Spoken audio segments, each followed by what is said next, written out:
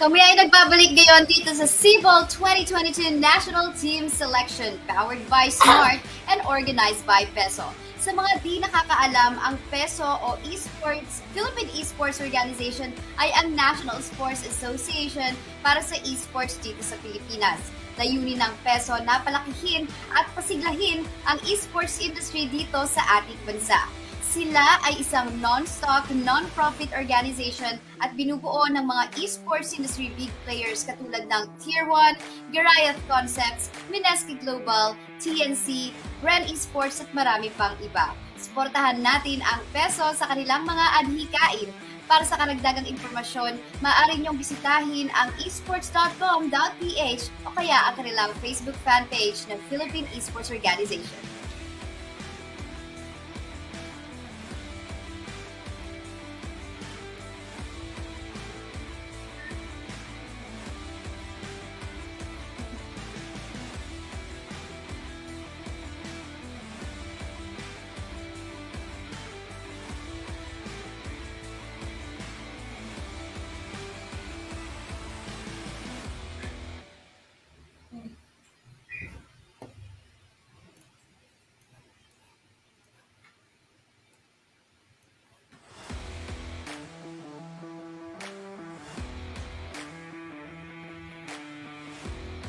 Tama. Thank you so much, Kian Gaming. And ayun, nandito tayo sa very last day, hindi lang ng ArenaofValor National Team Selection, but also the whole SIBOL National Team Selection as well. Pero recap lang muna tayo. Tignan natin yung naging status ng bracket natin at sino ba yung mga natitirang team. So kahapon, Kian Gaming, naka-move forward na ang Valiant Warriors, Kalasag Allstar, Team Endgame at Imperial Esports. Ano ba ang at ano bang meron ngayong araw na to? Kahapon, best of 3. Ngayon, what can we witness?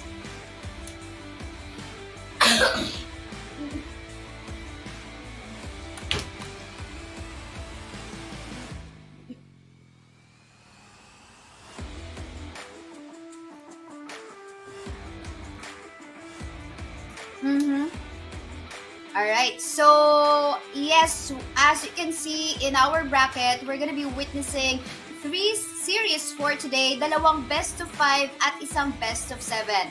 We are gonna be witnessing at 1 o'clock p.m. Valiant Warriors versus Kalasag All-Star, at 4 o'clock p.m.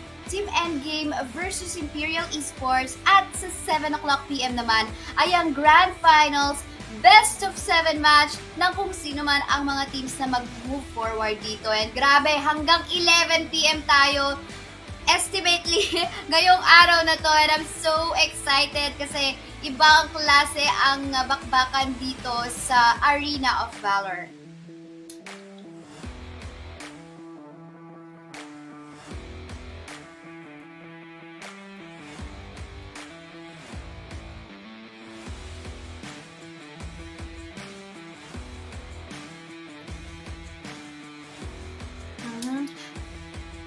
We're just gonna be heading on to a short break as we fix some technical issues in here. Magbabalik po ang National Team Selection ng SIBOL 2022.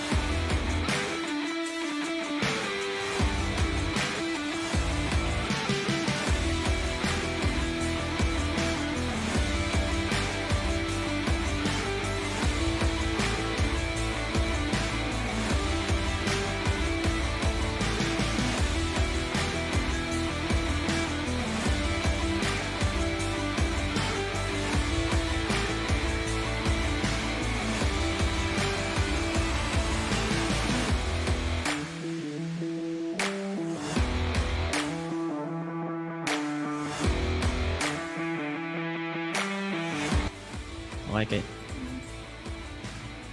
Again, we are back in here at the SIBOL2022 National Team Selection powered by Smart. Yeah, I experienced the power of 5G in over 4,900 sites nationwide. Switch now to experience the difference. Visit smart.com.ph/MNP to learn more and check out our official hashtags, #muling lumakad matatag, and #SIBOL powered by Smart. We encourage you guys to also share the stream and also like the pages SIBOL, Kaysaya, and Giang Gaming to be updated on the upcoming events. And of course, support the teams right now by sharing the stream so that they will get the exposure that they do need, as one of these teams can be the representative of the Philippines for the upcoming international events. That is so true. And nabanggit na natin kanina ang mga teams na matutunghayan natin. Again, these are the remaining top 4 teams na maglalaban-laban para sa top spot at maging grand finalist ng ating SIBOL 2022 National Team Selection. At let's move forward na sa ating Smart Pick and Bans. Din na natin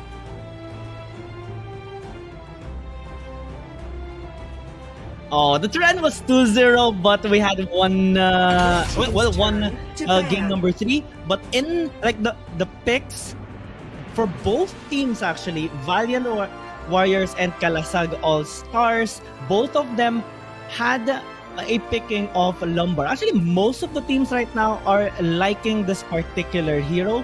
So pwede tayo makita ngayon ang prioritization dito, or kumaga agawan. We also see them liking engaged compositions, taking in Lorion, Hayate, even picking up poke heroes like Tullen and Laville. So ito yung mga halos similar sila eh. Maganda na sumasabay sila sa meta and gumagawa sila ng mga changes na sobrang napupull off nila. Very interesting. And hindi ako magko-contest doon sa Lumber. Sobrang daming beses natin siyang nakita, madalas nagamit din. And most especially, by the way, of course, si Crixie, si Tullen, Lorion has been a high ban percentage simula kahapon din. So it's very interesting. But now though, we have to check yung mga nire-respeto nila dito. As you can see, still the Florentino, no? Like ever since pala nang lumabas itong si Florentino, you have to be very careful on what he can do rin kasi. Like, although this is a very teka lang! Teka lang! Bakit may nakalusot dito? Okay, sige, I'll give the floor to you, Gia, kasi alam mo, favorite mo to eh. It's my birthday. May Aya na naman! What happened? Why are people letting this free? They already had a glimpse of what this hero can do when paired up with high sustain tanks, and ngayon it slipped through once again. I'm not sure if that is worth banning in exchange for an Aya. Na-shocked ako actually, just forcing me to give the floor to you kasi I know you have been wanting this hero na makita sa battlefield. So yesterday we've seen her once, and ngayon mukhang ang ganda ng pa-breakfast or pa-lunch natin dito, right? So Aya. Alam mo, siguro sabihin na natin, okay, ang galing mang psycho ng Kalasag. But then again, kung ito ang Valiant Warriors makakuha ng way to actually counter the Aya, then saludo. But hindi rin natin kasi may kakaila yung experience ng Kalasag. Again, ito yung team na naglalaro sa ibang server. So, doon sila nagtitraining. Secret kung baga kung ano yung mga strategy nila, kung paano sila mag-psycho. Mga OG players natin to since maybe Season 1, Season 3, Season 2. So, ang laking bagay. But, maganda rin naman ang damage output na meron dito, ang Valiant Warriors. Kasi yung Tullen and the Hayate. Though I'm not so sure in terms of the sustain yet. We have to find out.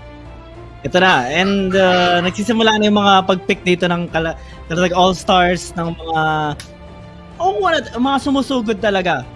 Like Warriors, Airi, Tachi, alam naman natin, nakita nga natin kahapon game number 2 ng Encore Esports. Sobrang kunat ni Vittorio on the Tachi, and dito pwede natin makita yung ganung klase ko na plus an Aya. I mean, well, Valiant Yes. Warriors has sa Hayate. Meron din silang talent. So, high damage heroes already picked up on their first 2 picks.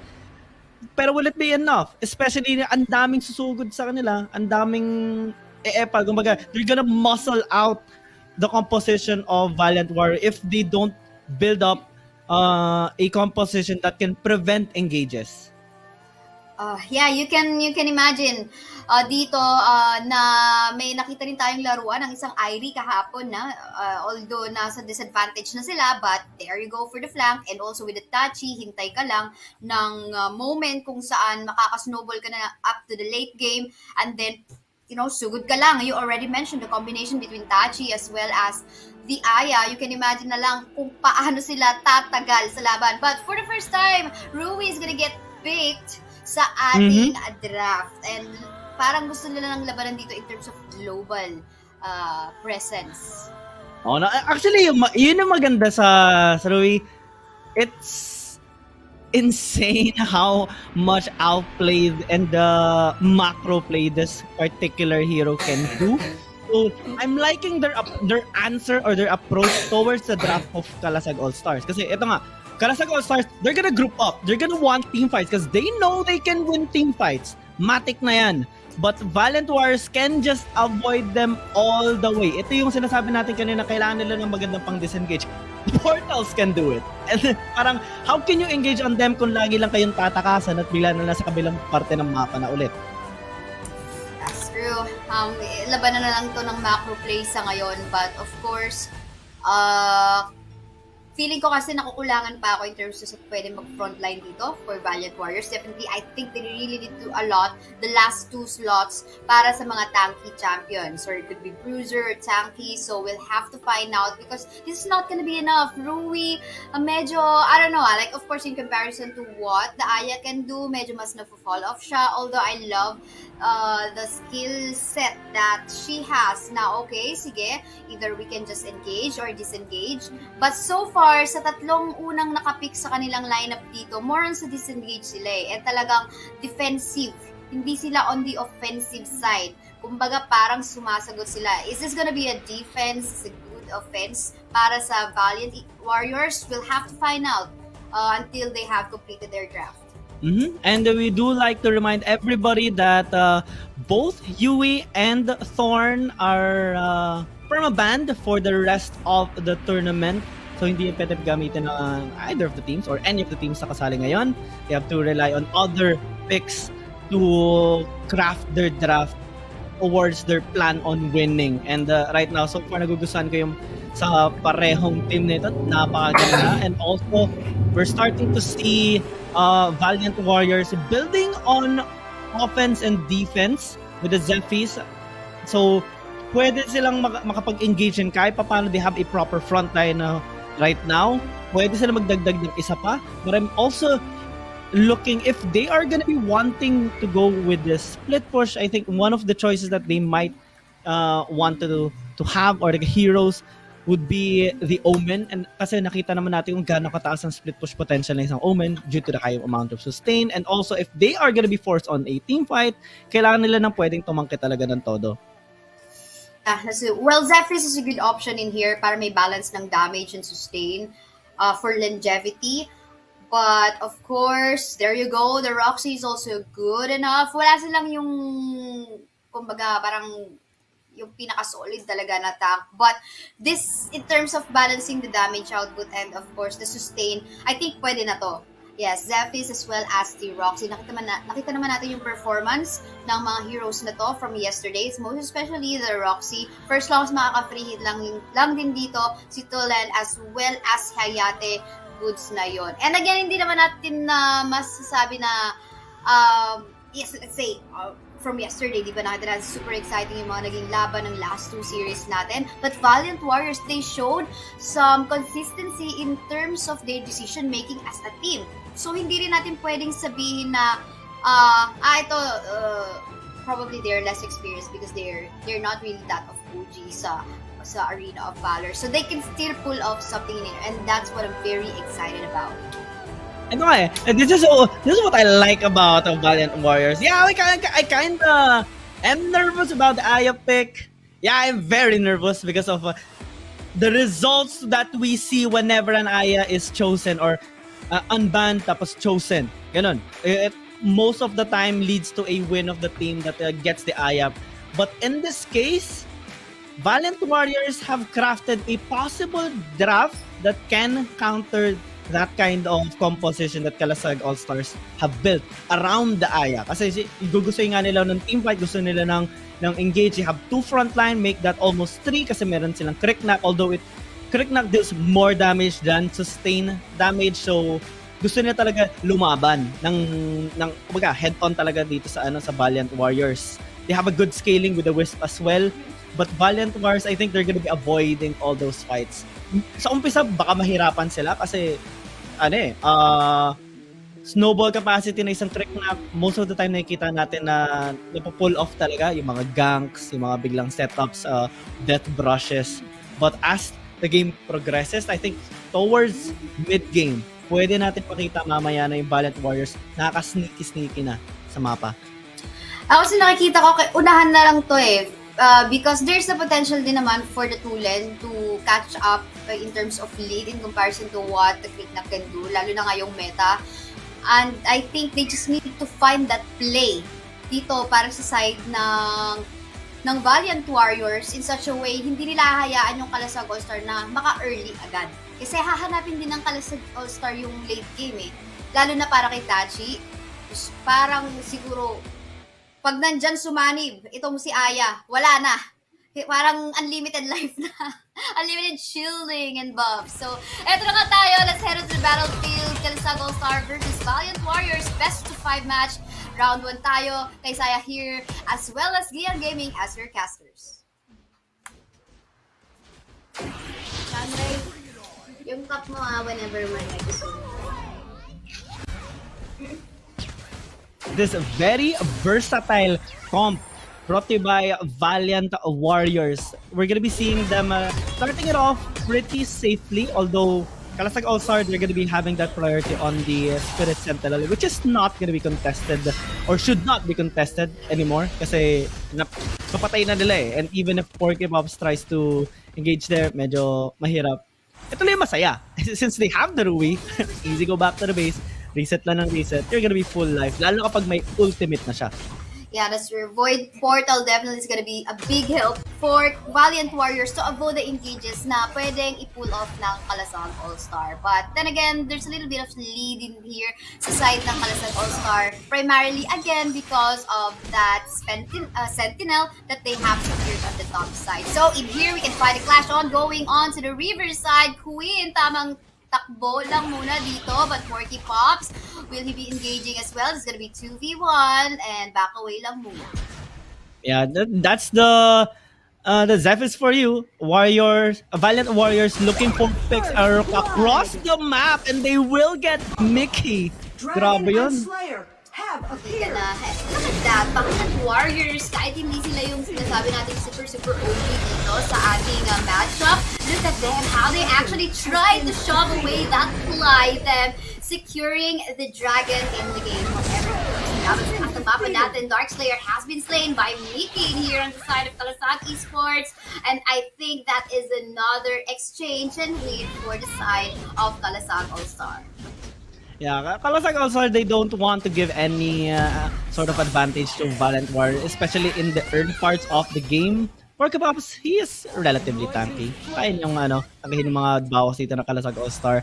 Unless na lang maka-scale up na dito mamaya si Hertz, Legacy, and Mickey. Sila yung mga high damage dealing heroes dito sa side ng Kalasag All-Star. For Valiant Warriors, they have Deadly Motion and Ultimecia. Sila yung mga gagawa ng plays with help of Porky Pops and the Ruby. That's so true. Anti-sanib dito para kay Aya. So as you can see, there's the protection for Tachi, for Legacy. It's just so amazing to see. So anyway, ang isa lang sa napansin ko dito, hindi, but all the thought, you can see the pose coming in here. 2v1 situation, tamang-tago si Ultimecia. Is he gonna be surviving? Look at the shields! Look at the sanib in here! Gonna be saving the life of Queen! My oh my! That's Aya for you guys. I mean, here comes the ultimate from the Tachi, tapos meron pang Sanib ng Aya. Lots of sustain, indeed. Especially, it's gonna be consistent all throughout the game. Pataas ng pataas pa yan. And the Valiant Warriors, that's gonna be one of their problems if they want to kill anybody on the side of Kalasag All-Star. Especially mga tanks, they do have just 2. So at least, pwede sila mag-rotate sa ibang targets. Speaking of target, there you go, party pops. And like like what I would want to mention, dapat siguro talagang nagkaroon ng switch lane din dito ang side ng Valiant Warriors. Minahal masyado ang torrent dito sa top side ng mapa natin, and Ultimacia is gonna be punished as well. And look at that, Kalasag Warriors, nagsama Kalasag Warriors, Kalasag All-Star in here, really trying to show their dominance in terms of the draft that they have picked. Oo nga eh. Nakakuha ng Torre pa dito yung Kalasag All-Star. So that's gonna be benefiting them in terms of the economy since pantay naman sila on other objectives and also in kills. Valiant Wars, this is what they should be doing. Split pushing across the map, but I think they're waiting for the power spike of Ultimacia and also Deadly Motion kasi sila yung sasama-sama dito kay Porky Pops eh. Sasama-sama dito kay Rui. Forgot the name. You told me yesterday what's the translation of this, but I completely forgot. Itong si Japanese kayo natin, si Otena Kodako. Otena na lang. Otena, yeah, para medyo mas weakly. Pero Queen in here with the Idol Love, coming from the Haya, gonna be safe, parang wala lang. Kasi nga well protected. I mean, grabe no, Half-Life siya, but he's so confident just because the Idol Love of Haya is with him. So parang wala lang sa kanya kahit dalawa ba kayo, but we have a fight ongoing on to the bot side part of the map. Just gonna be backing away a little bit. May respeto pa rin dito ang side ng Kalasag All-Stars to what Valiant Warriors can do. I'm starting to contest more. Medyo delikado to. Look at the confidence of Queen right now. For as long as meron siyang Idol Love ni Aya, wala siyang pakialam kahit ilan pa kayo. Saka, Kalasag All-Star, napipigilan na nila yung pag-trade ng objective and also yung tower. Ultimacia, medyo alanganin yan. Oh! Nice one. Goes for a stasis and survive. Yes, for sure. And look at this Mickey, very aggressive in here onto the side of Valiant Warriors, really wanting to get that buff or secure that buff. But then again, look at the map right now. It's full onto the top side. Kalasag All-Star, si Irie pasayaw-sayaw lang dun sa top side natin as she gears onto the other part of the map para mag-flank, hanap ng posisyon ng kalaban. That's what Kalasag All-Star are doing right now. They're trying to contest in the mid lane as well, but I don't think Fly is gonna be getting any of this since, well, it's a Rui. Mahirap talaga huliin yan. But once they do, it's complete pin down. Yun yung ginugusto dito ng Kalasag All-Star. Valiant Wars, they have dove bot lane as well with the help of Deadly Motion with the Kunai Blitz. But they didn't really get much out of that. No turret secured yet for Valiant Wars, and this is gonna be preventing them from their mission of pushing around the map and avoiding team fights. Slowly but surely, they're the ones getting pushed. They're the ones getting contested on objective. If they don't contest, it's medyo delikado. Oof, the fight will happen right now. Otera dito mamamatay. Unfortunately though, look at Queen, look at Mickey. Really trying to go for Ultimacia. Unfortunately, the Tulan will not survive. A-Storm, makakatakas nga ba dito? Naku, manandaling dito kay Deadly Motion. Kundi pati si Deadly Motion pwedeng papahamak, and just like that, Ooh. yes, she will! Mickey will take down the life of that Hayate. And nandito na ang Kalasag All-Star, really showing some dominance. So, Porky, ang mga pupunta! Bakit ka napunta dyan? Sa delikadong lugar. And definitely hindi na makakasurvive. And that was an almost an official ace para sa side ng Kalasag All-Star. They're just killing everybody right now. This hasn't been the best best output, I must say, that Valiant Warriors has expected things to be. I mean, in theory, things look good on the composition of Valiant Wars, but results are not really promising as of the moment. Fight in here. Sumabak na nga. Holy Dragon's gonna be secured by the side of Kalasag All-Star. And again, in terms of map presence, the macro control, Klai is just doing so well on that one.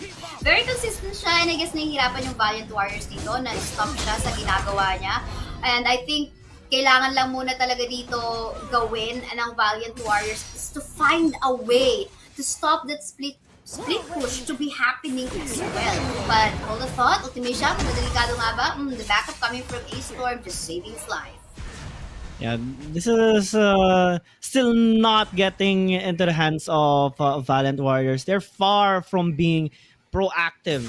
They're mostly reacting to what's happening or what Kalasag All-Stars are doing. They're engaged. Definitely, but again, Idol Love is in here just to save the life of Legacy and Ultimecia. Walang magawa si Tulen sa ngayon. Dito, A-Storm will fall down as well. And just like that, si Kuya Mooten dito, ang ating Japanese name guy, hindi na rin makaka-survive. I don't know, nakita ko lang si Porky Pops dito onto the side of the Slayer. I don't know if he's trying to get the Slayer. But in the middle of the map, as we can see, talagang gusto nang tapusin at durugin ng Kalasag All-Star ang base. And our game 1 is gonna go on to the side of Kalasag All-Star, getting that lead on the series. Yep. The speechless kaya everybody. Just don't let Aya be picked, guys. Don't let Aya be picked. It mostly just turns into a one-sided game. Yeah, it was a good try by Valiant Warriors, but wala talaga eh. Medyo hassle talaga ang Aya, guys. Hassle talaga Aya. There's it's really there. One of the reasons why Aya should be banned. Aya is almost 100% banned in all international tournaments. It applies here as well. Sobrang effective talaga na, especially if you're gonna be building 2-3 tanks. Ang hirap patayin nun. Ganun talaga. So let's take a look at the post-game results from that game. And as you can see, Queen, wala pala. Actually, ang dami para sa side dito ng Kalasag All-Star. Wala palang deaths. And I mean, Oten, he in his positioning here as a support, Rui support, medyo hindi natin, more on talagang pang disengage yung comp nila up against dito. Kumbaga reactive sila on how team Kalasag All-Star drafted. And I think talagang nasulit talaga yung Idol Love dito, nitong si Aya. There has been some similar compositions, but just like Valiant Warriors wherein they build around a Rui.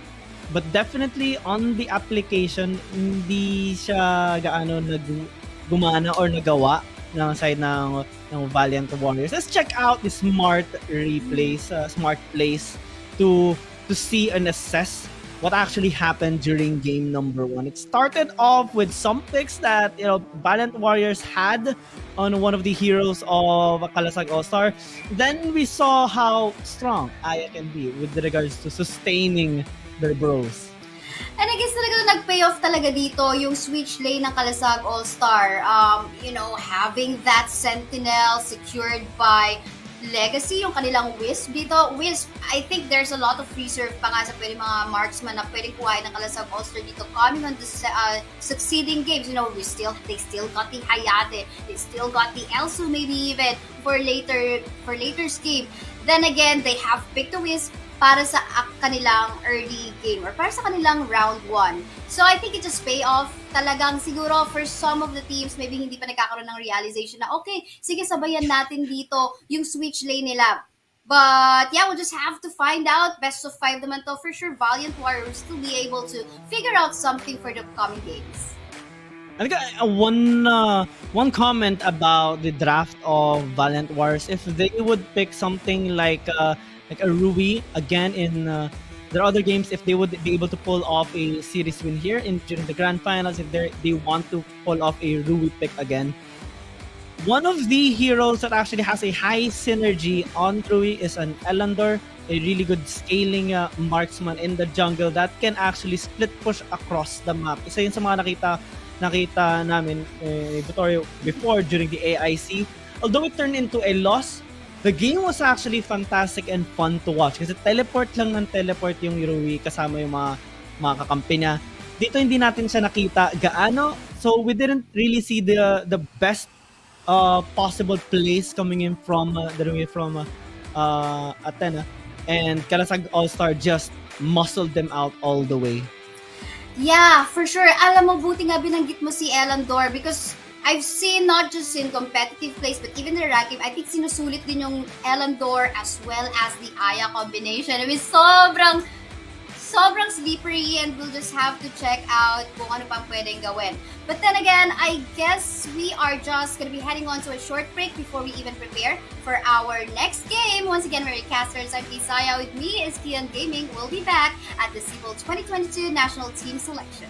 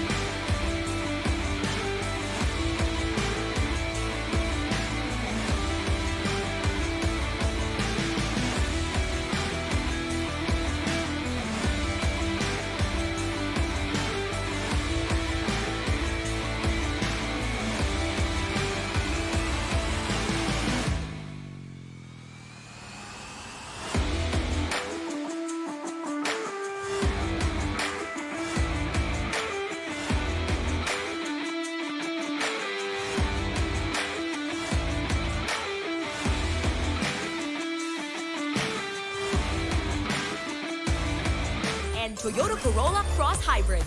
Para maging yours, download the GigaLife app and register sa Gigamania!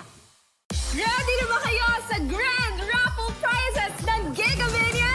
Samsung set, Apple set, and Toyota Corolla Cross Hybrid. Para maging yours, download the GigaLife app and register sa Gigamania!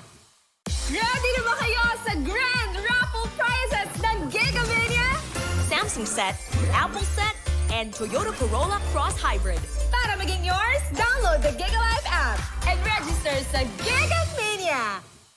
Ready na ba kayo sa grand raffle prizes ng Gigamania? Samsung set, Apple set, and Toyota Corolla Cross Hybrid. Para maging yours, download the GigaLife app and register sa Gigamania! Ready na ba kayo sa grand raffle prizes ng Gigamania? Samsung set, Apple set, and Toyota Corolla Cross Hybrid. And we are back in here at the SIBOL 2022 National Team Selection powered by Smart and is organized by Peso. At eto na nga, game 2 na tayo. Gian Gaming, what is up? Well, we had another learning game coming from, game number 1 wherein Aya shouldn't be banned. But I think not only Valiant Warriors will learn from this, but other teams as well all throughout this round of the tournament, coming so close to the grand finals already. Game number 2, I think Valiant Warriors, well, we can already safely assume that Kalasag Allstars will ban Aya as they move towards the red side or the 2 picks. So Valiant Warriors, since they have expended already some of the picks like Hayate, Tulen, so many high priority picks that didn't really pan out well for a win for them, they have to be a little bit more creative in their next draft for game number 2 because we have so many games. This is a best of 5, and if you lose on a game wherein you have used quite a lot of meta heroes. You're gonna be losing some of the choices, and your hero pools are gonna be limited across the series. But let's see as we head down to the smart picks and bans, what are they gonna be building up for us this time? Yes, so curious about that. For Kalasag, definitely no more Aya for them. I wonder if Valiant Warriors at this point in time, sila naman yung magta-take advantage ng Aya. We're not so sure. But ang dami pang available. Yun nga lang, what I worry about Valiant Warriors is wala na silang Tulin, wala na silang Hayate, wala na rin silang Roxy. So, kumbaga, in terms of yung mga pwede pa nilang pang power pick later on, wala na siguro. Ang matitira na lang sa kanila, Crixie, kung hindi maban si Lorion, sure, why not? Lorion as well. But I think parang medyo nabuhos yung kalahating porsyento ng lakas in terms of meta dito sa first game ng Valiant Warriors. But still not losing hope for them because again, they play as a team, cohesive pa rin naman. I guess it's just a matter of yung saikuhan na lang sa draft yung kailangang maayos. I wanted to say a while ago that Elsu might have been a questionable ban, but I do understand that yes, they banned it out because they also have taken the Tulin already. And maganda kasi talaga yung synergy ng Elsu and Tulin. Like Elsu in the mid and Tulin jungle. So ang laki ng damage and poke potential ng combo na yon. At ayaw ngayon nila ibigay yun sa Kalasag All-Star. What they can build though is an engaged composition. One of the combos I have been looking forward to seeing in SIBOL right now is the Superman and Raz combination. But so far, that's kind of not gonna be the case. For the meantime, we're being shown a Dio-chan, which is gonna be a debut at SIBOL. This is gonna be the first time I'll be seeing it. Yeah, Diao-chan. I mean, before yung mga lumang tournaments or yung mga OG tournaments for the past 3 years, 2 years, nagsashine siya. But I'm not too sure right now. Kasi medyo yung labanan is, you being slippery, being very mobile in the map. But I'm not sure kung paano dadali ng Valiant Warriors. So hopefully they can pull off a draft na talagang magsicircle around or ma-allow itong si Diao-chan na magamit yung kanyang mga skills. But then again, okay din naman dito yung pinantapak so far. Kung pag-uusapan lang natin yung mid lane fight between the Ignis as well as the Diao-chan, I think makakasabay. Kaya magsabayan ng pareho. But what I worry, we see Hyena in here. We're talking about being slippery and engaged, disengaged too. Meron so far ang Kalasag for their first 2 picks.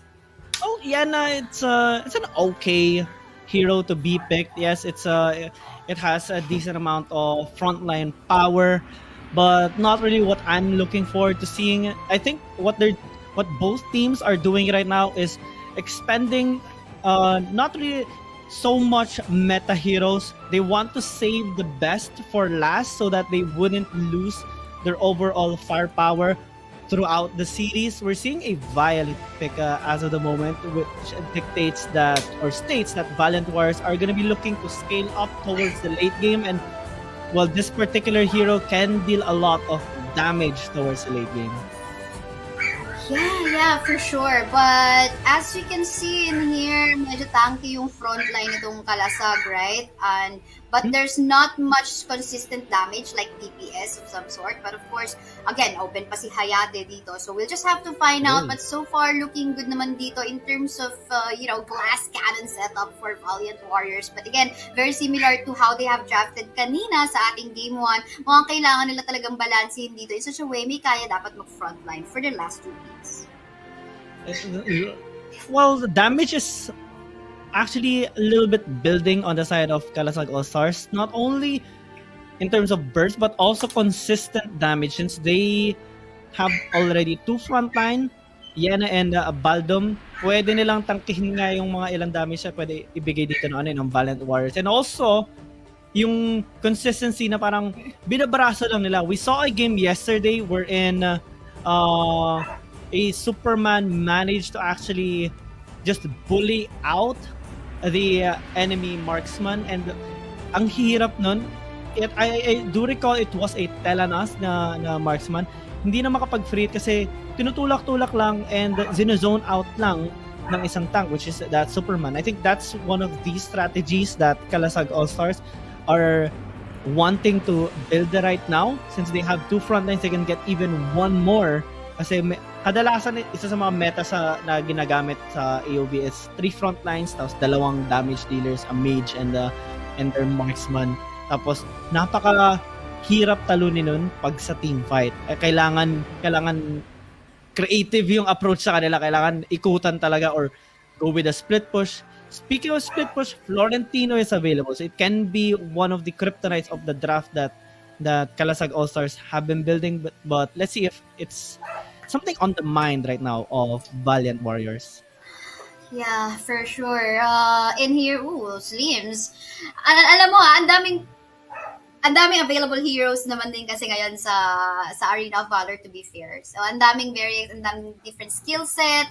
So, Slims, not bad. This is gonna be the source of DPS para sa side ng Kalasag.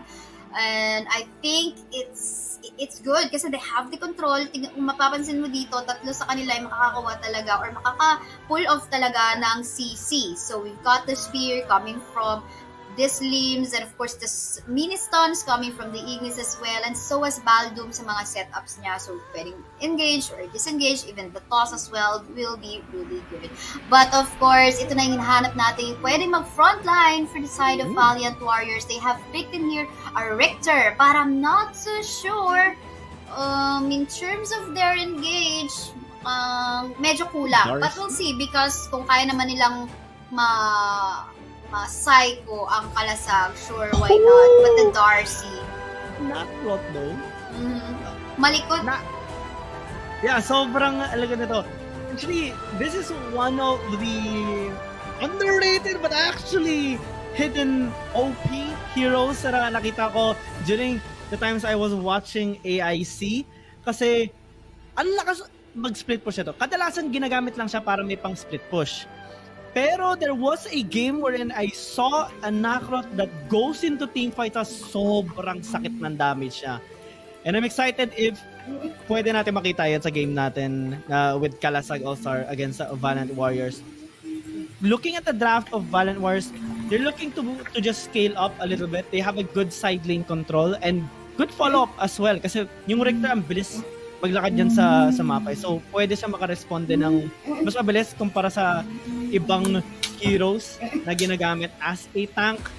But I think Valiant Warriors are going to be focusing on mid to late game rather than early game. What I worry lang in here para sa Valiant Warriors kasi sobrang slippery. I mean, Yena, slippery, Nakrot, slippery. Ang hirap ulihin yan. Mag-fail man sila sa mga team fights. Then again, may weight. Pinanggit mo na, Kiyang na kayang mag-split push definitely nito isang Nakrot. He deals an insane amount of damage on structures, and also kaya na mag-solo ng objectives.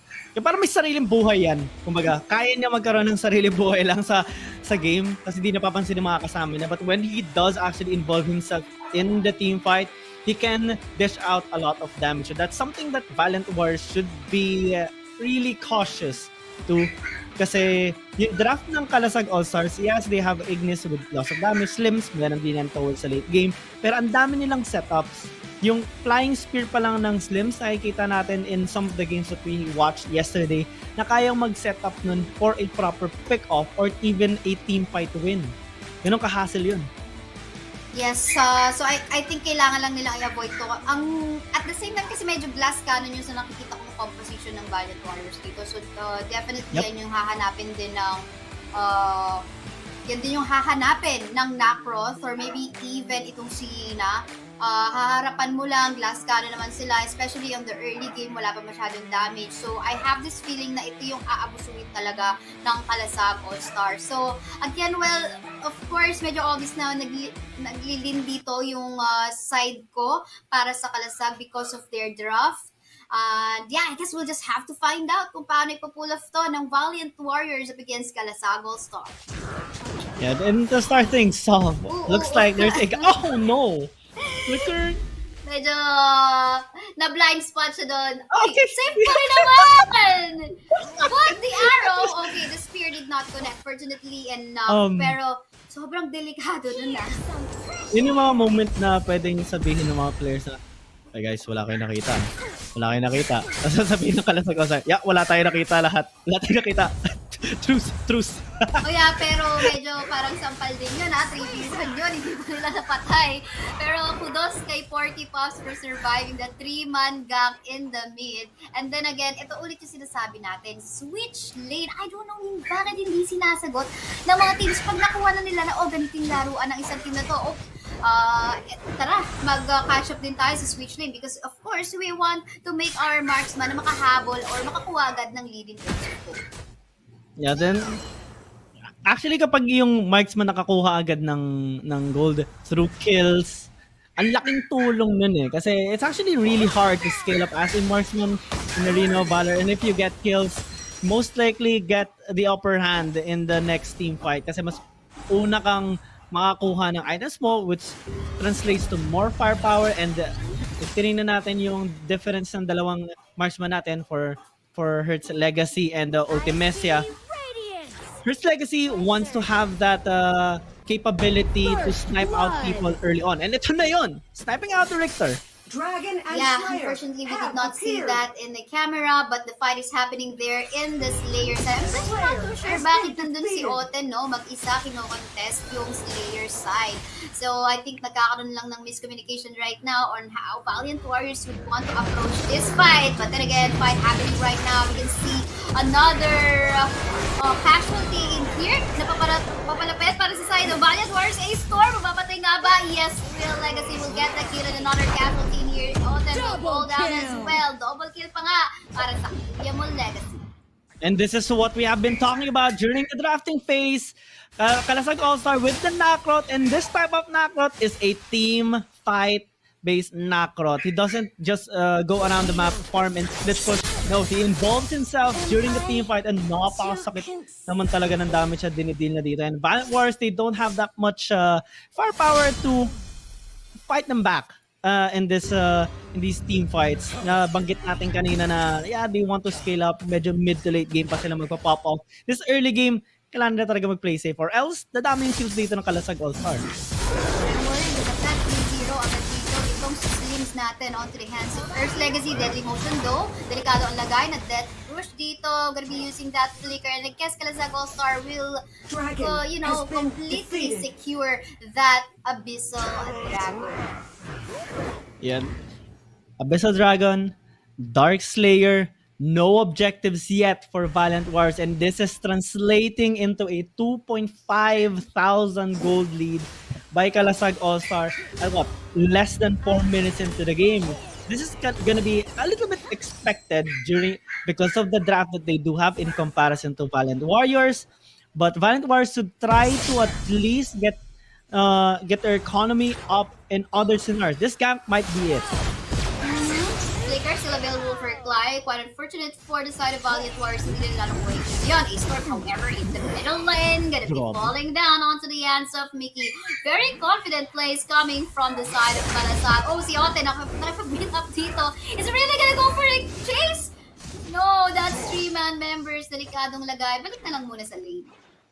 And Mickey even had the luxury of stealing out a camp from A-Storm, and medyo hassle nga naman talaga yun, knowing that you are a little bit behind. A little bit is an understatement. Kind of like All-Stars just pushing their limits up. To the limits indeed. You can see the fight ongoing again onto the top side part of Mickey. Half-life at the moment, pero wala siyang kaba dito because Dev will be going for that kill off against Deadly Motion. Queen dito, wala nang buhay halos, but still gonna be surviving and going for more kills. 3 members have fallen down para sa side ng Valiant Warriors.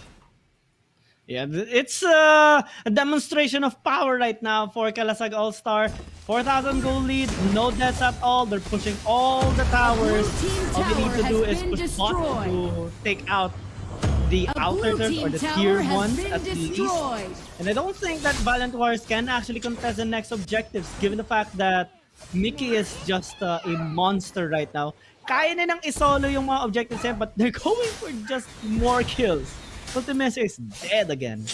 Man, this is 0-9 score right now. Tapos 5K gold lead sa kamay ng Kalasag All-Star. Talagang ang init ng Kalasag All-Star ngayon. Tulad na lang sinasabi ng ating mga manonood sa live stream. Oh my goodness! So apparently mukhang si Yui mahuhuli dito. 1 kill is gonna go on to the side. Finally, on the side of Valiant Warriors. Pero papatapos dito. Gonna go for the chase. Porky Pop super low on HP. The Wall Prison has been casted. Try to save the lives and to stop the members of Valiant Warriors to back away. That emotion super low on HP. Apparently though, Legacy will get the kill still up against one of the members of Valiant Warriors. Yeah, that demotion and also Porky Pops that in exchange for just one member, which is Yui a while ago. Not really the best trade, and Kin is maybe looking for more Oh my flying God. suit. Robert. Then, huwag mo nang ihagi ang tore mo dahil wala ka nang kawala for sure. Dahil alam niya na, this is the last day of my Accept your life. fate. Yes. A blue team tower He has has like been destroyed. milliseconds before disaster, waiting for the tower to get taken down. But Kin is tracking a little bit over. Yes, tama ka. Oh, flicker and Quinn still surviving. Ang ganda. Ang sarap ng may ganyang kakampi. Backup to the highest level ang ginagawa ng Kalasag All-Star dito. It feels like they really have the, the comfortability with playing with each other. And an insane amount of synergy, actually. Kalasag All-Stars are really demonstrating why they are so strong in this tournament, and the Valiant Warriors are not their kryptonite so far. It's 13-1, 7,000 gold lead. That's 7.5 minutes. It's getting a little bit out of hand. There was a saying that, Vitor told me, whenever there's a game in Arena of Valor, if the goal lead reaches 8 to 10,000, it's at that point of no return already.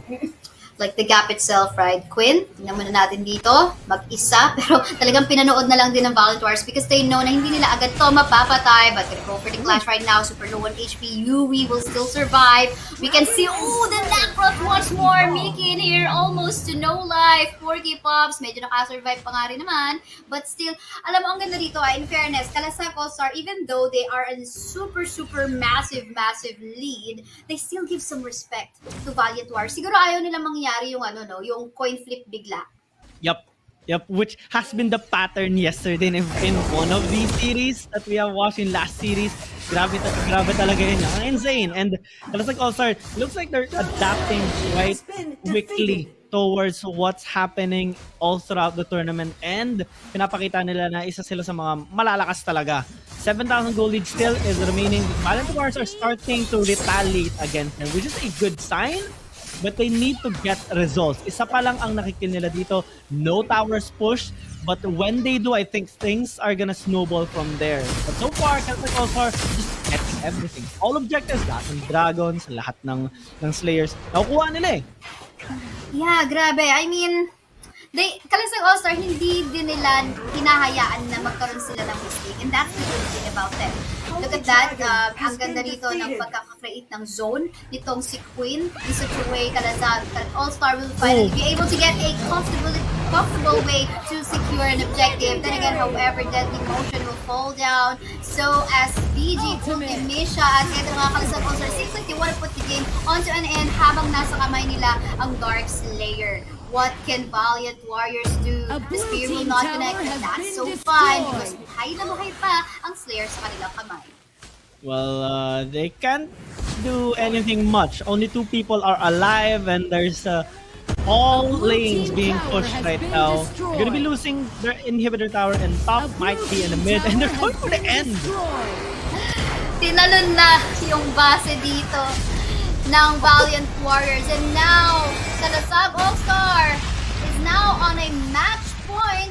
Just one more win later on at sila na ang mag-move forward sa ating Grand Finals match later on. But reverse sweep can still be a possibility if Valiant Warriors will be able to find out yung tamang timpla para sa natitirang last 3 chances na meron sila. Last 3 chances, and every game is a match point already for Kalasag All-Stars. It's nerve-wracking for sure, but it is still possible. And let's check out the details on this post-game result. Definitely a fantastic run here by Kalasag All-Star. A really fantastic play by Mickey, getting those invades and making sure they get all the objectives. But I want to take note, MVP is in with Quinn, which is actually a well-deserved MVP because he has been involved in most of the team fights. And nakita natin talaga yung kumbaga, ito yung mataas na sweldo na bouncer talaga. Lahat, pinapaalis na. Tabi, chupe, lahat. Tapos yung isa sigurong papagalitan lang dito si Yui lang kasi siya lang daw yung nagbigay ng 1 point sa sa Valiant Warriors. But look at that, it seems like si Porky Pops, no? I think maybe Diao Chan, the reason why they have picked Diao Chan then is maybe this is really a comfort pick of him. But yeah, looking at the stats, there is a good balance of the participation of the members in the side of Kalasag All-Star. Now, let's take a look at the smart plays. Tignan natin ang mga special moments na nangyari doon sa laban kanina. It started off with a noopsie during that first attempt on killing Porky Pops. Pero things got out of hand starting when Kalasag All-Star, with the help of Mickey, started getting those ganks towards the top side and yung mga invades. Dito natin nakita kung gaano kasakit si Mickey and gaano ka-slippery din with his knockout pick, getting those kills, getting in and then out subsequently. And the Valiant Warriors, they don't have the necessary or enough firepower to actually retaliate against them kasi nga mid to late game pa sila magsa-spike. Pero kahit ganyan yung comp nila, hindi sila makapag-scale up kasi lahat binubuli dito ng Kalasag All-Star. Ang laki na talaga ng lead. 7,000, 8,000 and it really didn't diminish from that. Yeah, kung baga na nakuha ng Kalasag All-Star yung huge lead nila sa game, they didn't do anything else but these two things. First thing is that make sure hindi na sila magkakaroon ng asim plays. And the second thing is that uubusin na lang nila yung objective. So they were very consistent about, okay, paakyat na or pa-up na yung dragon dito or yung slayer, ready na tayo. Sino yung target dito na next or asan yung next target na tore natin. And it's just consistently that way. So si Yena din, although we didn't see much participation coming from her, it's fine. Dahil yun naman talaga yung trabaho niya. Kumbaga, tamang trabaho lang bawat membro dito ng Kalasag All-Star. So I guess, hindi natin makakaila. And we're trying to find a way for Valiant Warriors to give them a mention of, some really good highlights and plays. Pero, gotta admit it, medyo wala talaga tayong halos makita dito sa game na to, si Game 2. But yeah, still hoping they can maybe pull off some, revenge plays in the coming series, in the coming games. Yeah, they reverse sweeps do happen and we see it in various tournaments. Kaya sa AIC nangyayaring mga ganun, unexpected ones. And Valiant Warriors, if they want to pull it off, I think they need to really regroup, recuperate and the ideas and brainstorm what they really should be doing to take down Kalasag All-Stars. Because Kalasag All-Stars, they are on fire right now. Sobrang taas ang momentum nila and it's gonna be a bit more of a challenge to actually stop them and take them down. Yes, for sure. But for the meantime, we're just gonna be heading on to a short break as we prepare for our third game of this series. So, si Kaysaya kasama ko si Giyang Gaming. Magbabalik kami para sa ating Arena of Valor National Team Selection.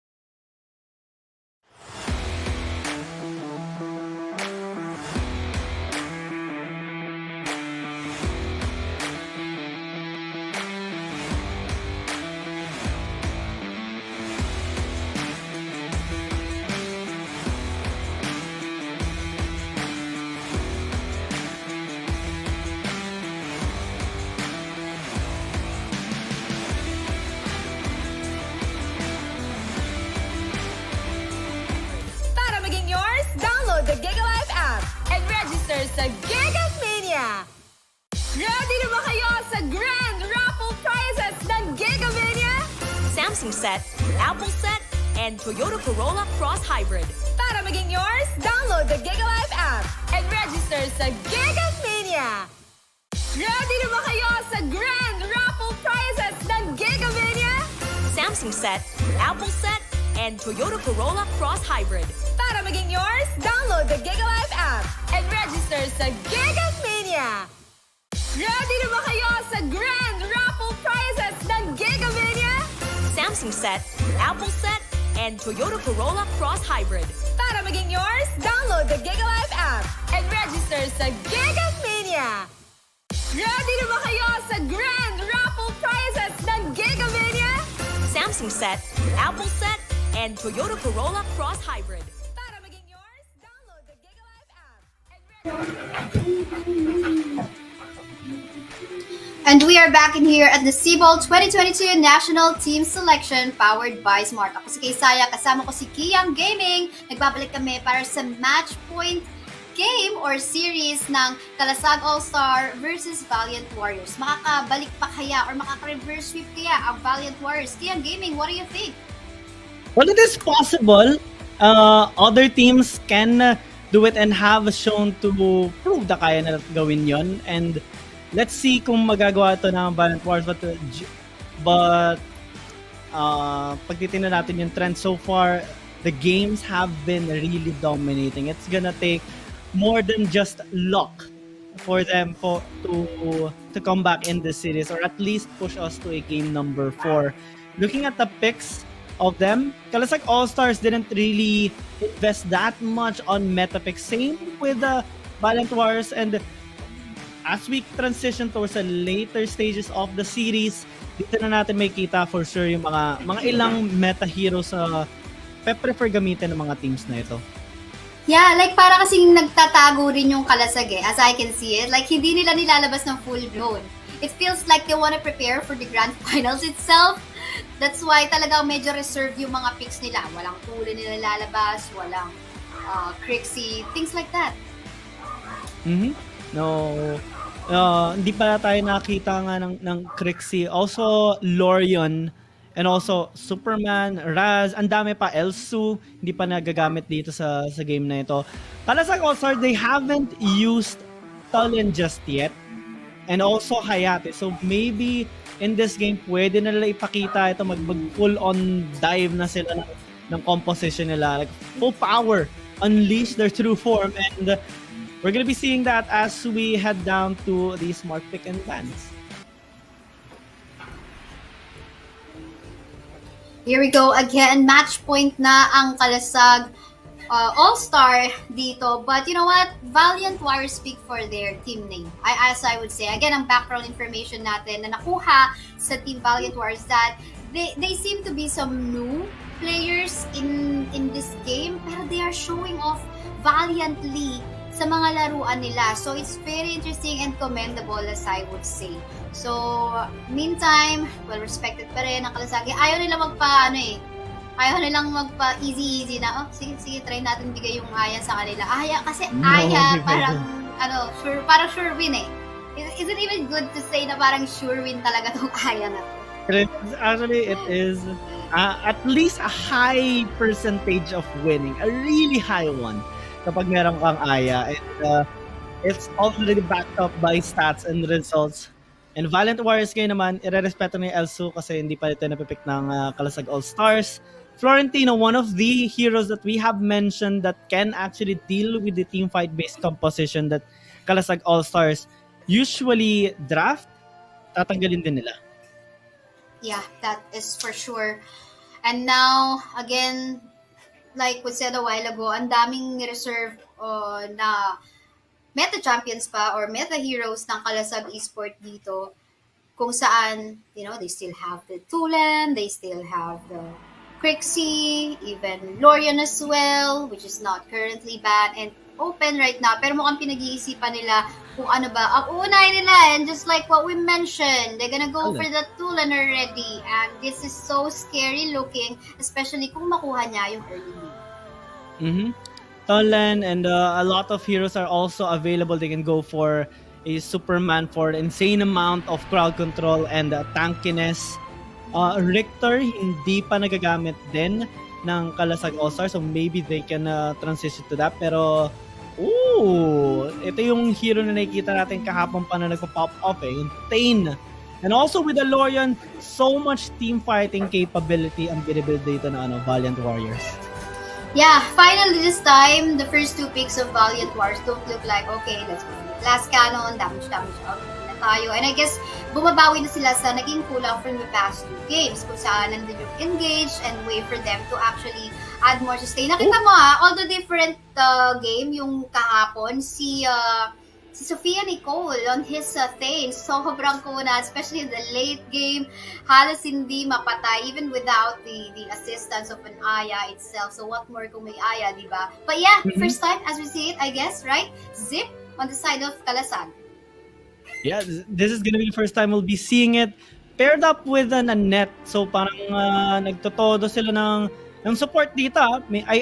I'm already assuming they might go for a hyper carry marksman as well para talaga makasabayan sa team fight. But this Taara is gonna be a challenge to take down since alam naman natin gaano kataas yung sustain niya. No Aya though to make her close to immortal.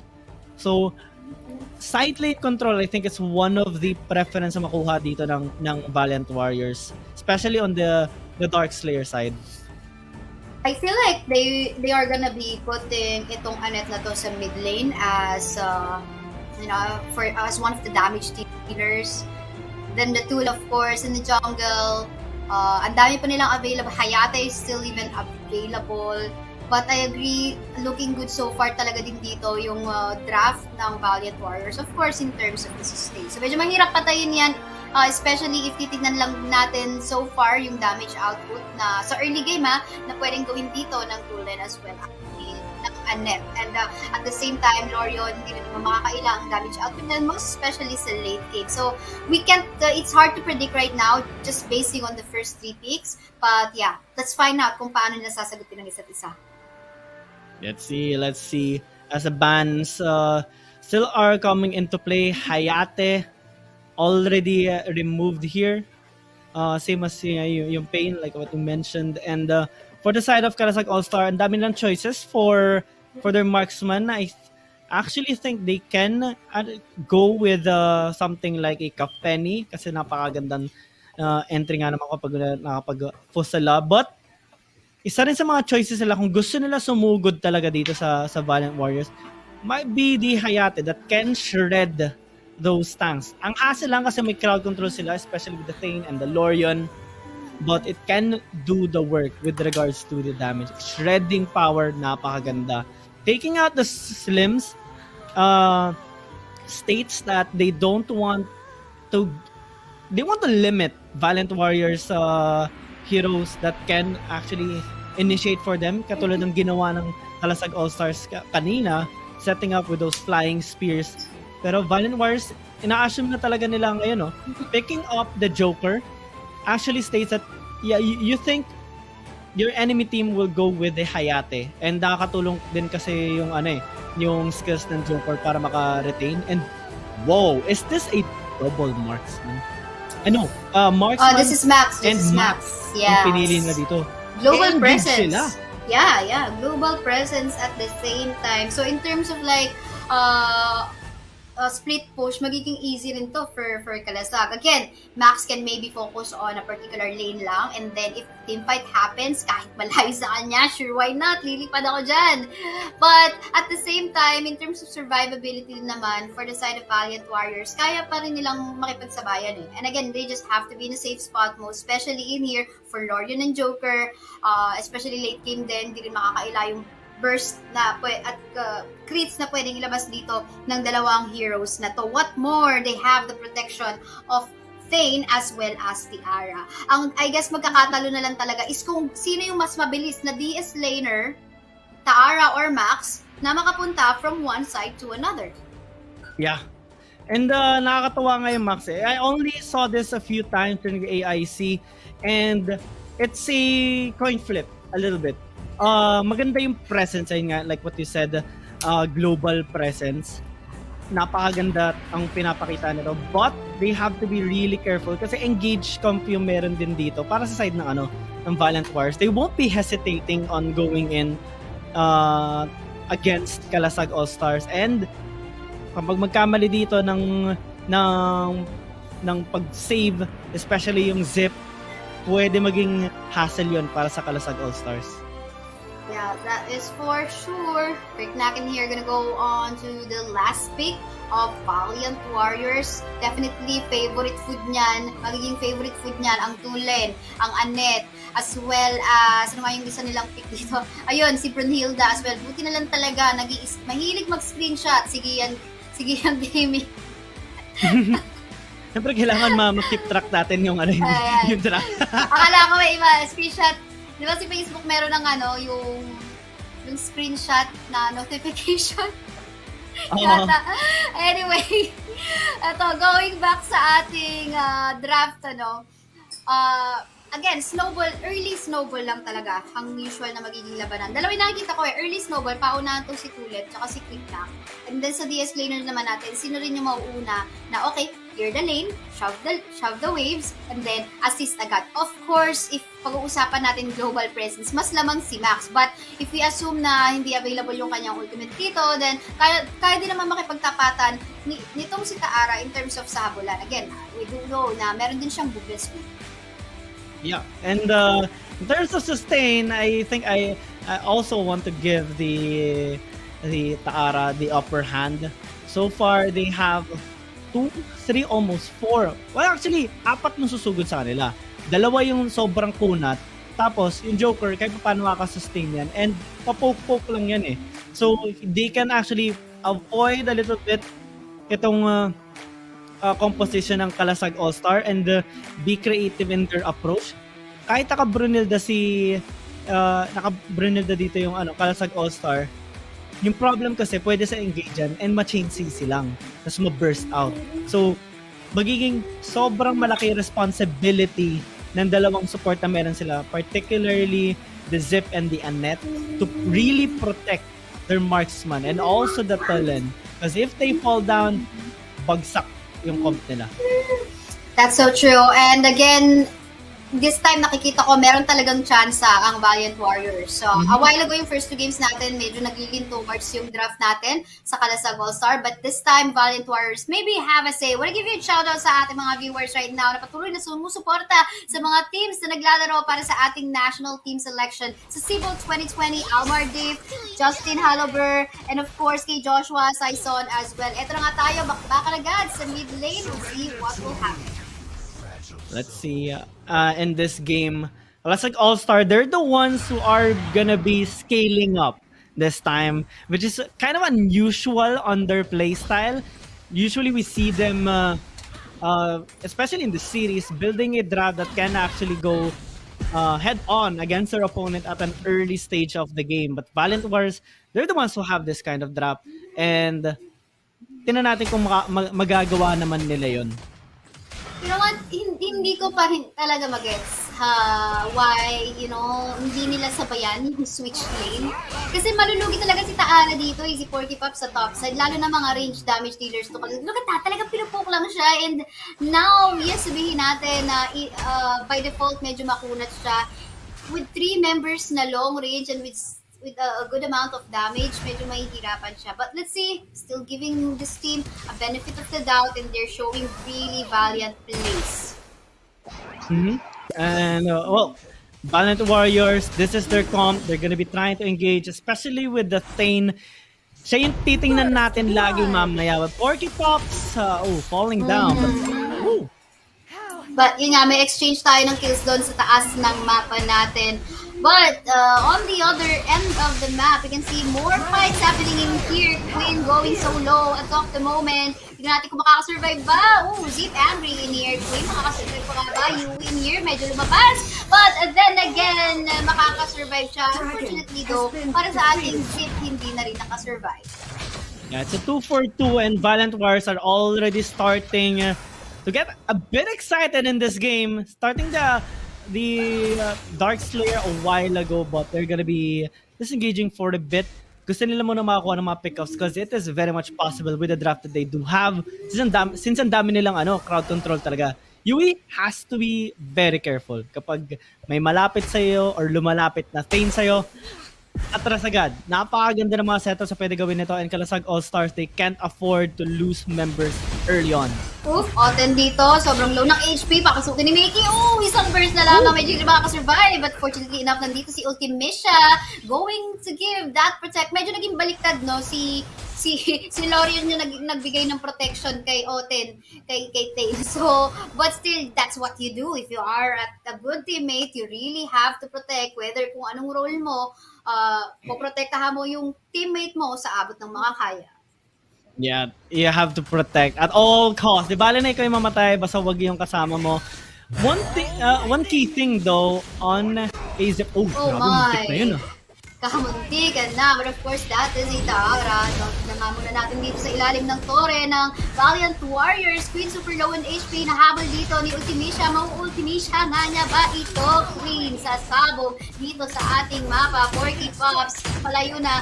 And then again, try to survive under the turret. Make super low in HP, pero salamat sa shield na binigay dito. At yun, nakasurvive pa nga. Medyo intense, Max. Gonna go for the ultimate. Okay, may vision sila kung nasaan mga membro ng Valiant Warriors. Yeah, bakbakan na nakikita natin dito. Although may kalamangan ng onte sa side ng Kalasag All-Stars with regards to the gold, Valiant Warriors are not holding back at all. Kapag may nakita silang kalaban na pwede nilang patayin, zero hesitation. We saw it in the top lane, led by the Thane. Talagang sugod siya. Alam niya kaya na makagawa ng plays, and with the necessary and the correct follow-ups, they really get the results that they do need. Itong si Porky Pops, yung mapagmahal sa teammates din eh. Kanina nakita natin super low na siya because of the Thunderbird nitong si Mickey. But then again, bumalik pa siya kahit siguro mga 1/10 na lang yung HP niya. Bumalik pa siya sa laban. Ganun niya kamahal yung teammates niya. Kudos para dito kay Porky Pops. Kudos talaga. And to think that a while ago, iba yung play nila ngayon. Tinan mo, bumabalagbag pa rin naman Kalasag. There's a set! They're gonna go for it. Tingnan natin dito si Mickey try to find that space. But yun nga lang, look at the damage coming from the side of Kalasag All-Star. Really obliterating all of the members, 4 members of Valiant Warriors. Nice and that assist. is the key for Kalasag All-Star to go Double for it kill. on the top. That's the power of the zip, especially kapag in-engagean kayo. Well, you can disengage, you can just devour your teammates and put them in a safer location, and there's nothing that Valiant Warriors can do kasi nagamit na nila yung mga skills sila pang engage, and that resulted to 3 members down, and suddenly, Kalasag All-Stars have the wheels in this game. They're taking control, but Valiant Warriors pumapalag pa rin. Palag kong palag, a storm quite unfortunately will fall down onto the ends of Kalasag All-Star. Really dominating match, 2K gold lead, but again, this is not of a huge gap sa ngayon. Kung makakahanap ng magandang play skin dito, super low on HP, but hey, that's a zip. Magsi-zip angry lang yan, magkakaroon na yun ng shield. So, I think hindi din ito ganun kadaling. Ayan, time onto the top side. Tinitiyan lang dito, Tendo will fall down. I think that was in the bottom part of the map. And, grabe naman yung Thunderbird ni Kuya Mumiki dito. At hindi pa nga tapos dahil gusto mag-invade mag-isa dito. Nakipagsabayan dito kay Lorian, gonna go for the amazing play! Look Grabe! at that! Why, oh my! Kabisado ni Mickey ang isang tulen. Yup, and insane amount of confidence ang meron dito sa side ng Kalasag All-Stars. The moment they got the lead, hindi na nila binibitawan. But of course, they had a good run in the early game, pero things are looking very blurry at the 7-minute mark. Kalasag All-Stars are getting towers sabay-sabay. 3 towers already, and they're going for even more. At wala kasi ng takot sumugod, Sino ba namang matatakot dito sa side ng Kalasag All-Star? I mean, they got the lead. They just have to take advantage of it. Di makatapos under third right now. Dito si Oten trying to go for that sustain. But mukhang hindi na rin. Nahihirapan na rin siya kasi again, the poke is just way too much for him to handle. Yeah, too much to handle talaga. At medyo lumalaki na talaga yung kalamangan ng Kalasag All-Stars. Especially if we look at the gold 5,000 and it's going for more, and Valiant Wars, they're showing no signs of retaliation as of the moment. Pero napagod ng set yan. Kaso, grabe yung sustain. Yes, definitely, indeed.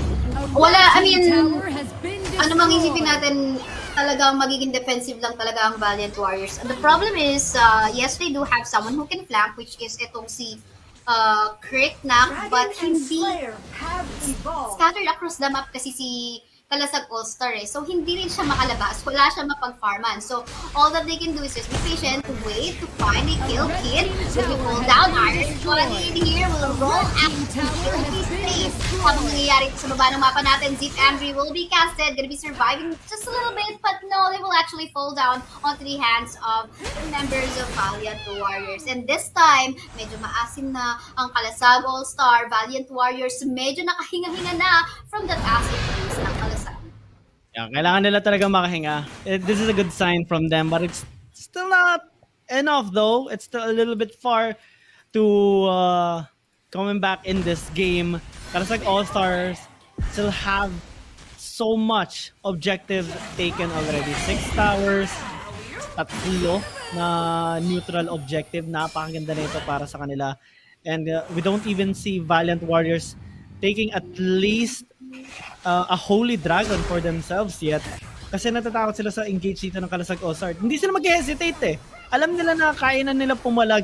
They can out-sustain them. They can protect their squishy members, especially when the Thane engages. And na-disable na yung composition dito ng Valiant Warriors. It's harder now as we transition from mid to late game. What I'm only thinking about ngayon is that bakit yung Valiant Warriors, let's say, Kalasag All-Star, nag-slayer sila, bakit hindi mag-counter objective ang Valiant Warriors? Kung meron naman silang space to do that. Kanina, habang nag-i-slayer yung Kalasag All-Star, libreng-libre yung dragon na makuha sana ng Valiant Warriors. But you know, we can't really blame them because, again, they are in the battlefield. Sometimes decision-making can be clouded. Tulad na lang na nangyari dito. But let's see, pwede pumasok dito ang Kalasag All-Star. Unfortunately, though, one member from the side of Valiant Warriors will fall down. Thunderbird will hit the hell out of 40 points as well. And Dorian trying to go for the first damage. But unfortunately, though, medyo malalim dito si A-Storm. Maybe falling down onto the hands of Vianet. Otten as well will fall down. Now 2 members left para sa side ng Valiant Warriors. Oh my, the amount of sustain, the shields, and also the protection coming in from the Zip and the Anat, it's just too much. And Valiant Warriors, despite that wonderful engage, nagkukulang talaga, hindi nila mapatay mga members. And look at the first! Mickey, grabe yun! Sobra ka na, Mickey ha. Sobra ka na. Legendary. Pero, I mean, this is what they can do. First, party pops. Gonna go for that ultimate just to survive a little bit. But again, this is gonna be it. Congratulations to Kalasag All-Star. You're gonna be moving forward para sa ating grand finals. Yeah, they're gonna be moving comfortably and confidently to the grand finals after securing a 3-0 against Valiant Warriors. A fantastic game, a fantastic series for them, and definitely a well-deserved spot already. Nakaka-impress yung performance sila dito. And tingnan natin kung ano yung mangyayari on the next one, of course. And let's see, of course, what happened through the post-game result. Ano yung details nila? Look at Nikki, 10-0-2. No deaths at all. Ganun ka lupit. Yes, that's the detail. That's the detail. You know what? I think para mamaya, either whether be it Team Endgame or Imperial Esports, they cannot let the they cannot let the Tulen, Mickey Talay, they cannot let the Tulen slip onto the hands of Mickey. Baliktad nila Banda Hero, ay Banda Player. Banda Player na lang. Banda Player na lang. Banda Player, hindi si Tulen, yung player mismo. So, grabe. Very comfortable si Mickey sa paggamit ng Tulen. I think sa mga susunod na teams na pwede nila makalaban, either Endgame or Imperial, they have to ban the Tulen from the hands of Mickey. Yeah, yan yung mga titingnan for sure ng mga ibang teams na kakalaban dito sa Kalasag All-Stars. But let's also check out the smart plays to refresh ourselves a bit on what happened on that game. Definitely, it was a decent early game for Valiant Warriors and Kalasag Allstars. Kumbaga nagbabakbakan sila salitan sila ng kills doon. But we also saw that the kill score of Valiant Warriors got a little bit stuck on 3, while Kalasag Allstars started to snowball and even get so many kills and towers, and kahit nakakuha ng ilang kills ulit yung Valiant Warriors, medyo nahirapan na talaga sila sa draft dito ng Kalasag Allstars. Yeah, again, medyo parang hindi na, yung binabanggit natin kaninang well-coordinated team from yesterday, medyo na iba dito. Maybe against how Kalasag played against them. And again, that's the questionable part. When you know that a particular team is used to going for a switch lane, sabayan nyo na. In the coming games, ganun na rin yung gawin nyo. Kasi talagang malulugi, hindi makaka-catch up yung marksman nyo in terms of the goal na gustong kuhain in terms of early lead ng kalaban. But yeah, amazing team fights in here. Still, Valiant Warriors being valiant in everything that they do. Kasi talagang tinatry nilang sabayan lagi ang Kalasag All-Stars. Yeah, and ang hirap nga sabayan nga naman talaga yung Kalasag All-Star, especially on how high their synergy is as a team. We saw it in game number 1, game number 2, and even in the previous series that we saw them, ma-level yung pinapakita nila. That's why many people are constantly supporting Kalasag All-Stars right now in this tournament kasi alam nila kung ano yung potential ng team na ito, especially in this tournament.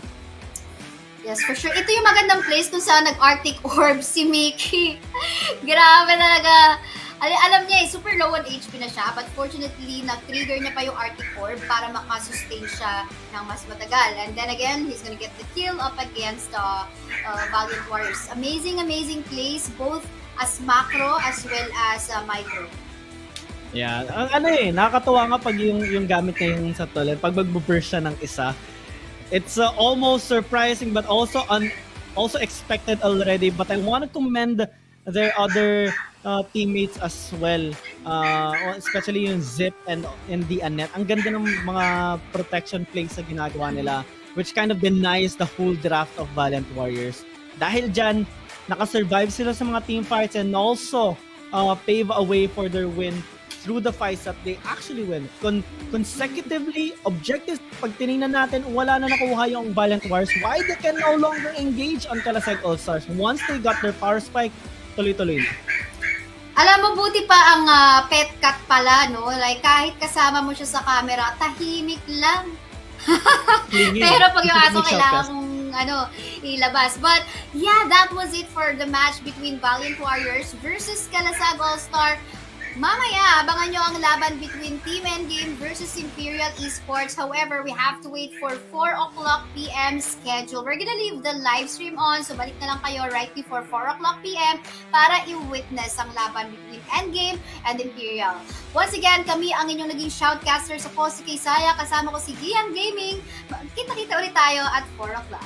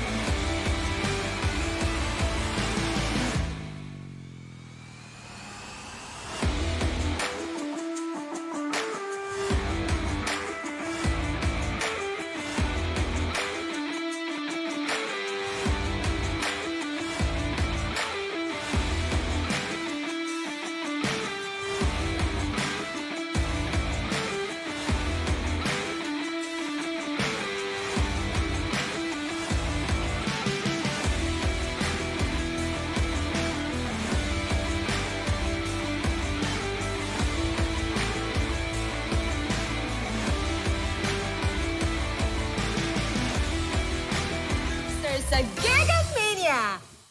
Ready na ba kayo sa Grand Raffle Prizes ng Giga Mania? Samsung set, Apple set, and Toyota Corolla Cross Hybrid. Para maging yours, download the Giga Life app and register sa Giga Mania! Ready na ba kayo sa Grand Raffle Prizes ng Giga Mania? Samsung set, Apple set, and Toyota Corolla Cross Hybrid. Para maging yours, download the Giga Life app and register sa Giga Mania! Ready na ba kayo sa Grand Raffle Prizes ng Giga Mania? Samsung set, Apple set, and Toyota Corolla Cross Hybrid. Para maging yours, download the Giga Life app and register sa Giga Mania! Ready na ba kayo sa Grand Raffle Prizes ng Giga Mania? Samsung set, Apple set, and Toyota Corolla Cross Hybrid. Para maging yours, download the Giga Life app and register sa Giga Mania!